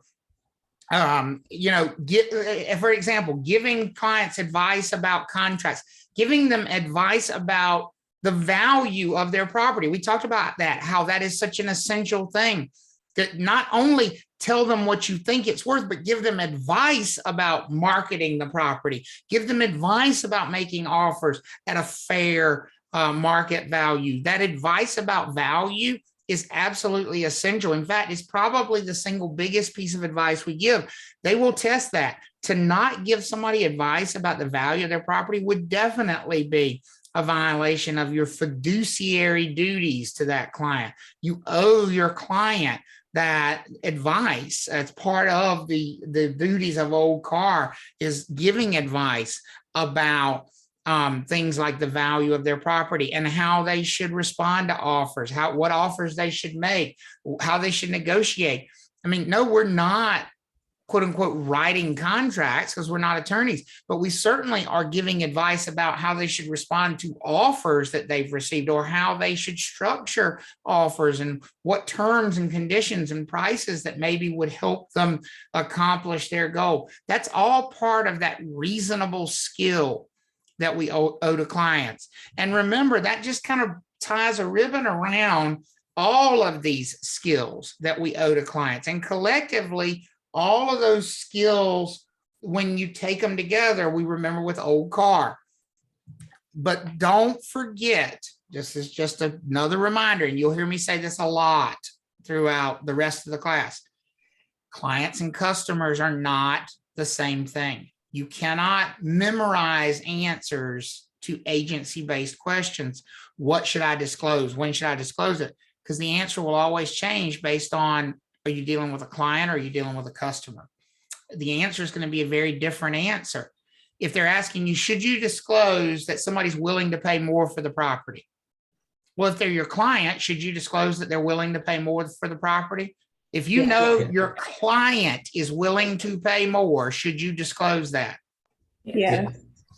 You're thinking Oh, about no, not to Oh, no. a customer. No, no, not at all. willing to disclosing what your client would be willing to do, you would be disclosing it to a customer. Would you Right. tell a customer what your client is willing to do if you knew they were willing to do something different than what they had offered? No. No. No. Would you disclose that a customer was willing to pay more than they had offered? Yes. Yes. Yes. Yes. You got to ask yourself, because the answer is two different answers depending on the situation. I don't disclose anything I know about my client. I disclose everything I know about a customer. So you've got to make sure that you know which is which, and then say, okay, I'm acting in the best interest of my client. Is it in the best interest of my client to do this? And that will lead you to the answer. That's always the way you have to approach agency questions. What I find is that too many people try to answer agency questions based on memorization or like keywords, and it's just not going to work. It's a conceptual thing. This is the thinking section of the class for sure, once you get into agency. All right. That wraps us up for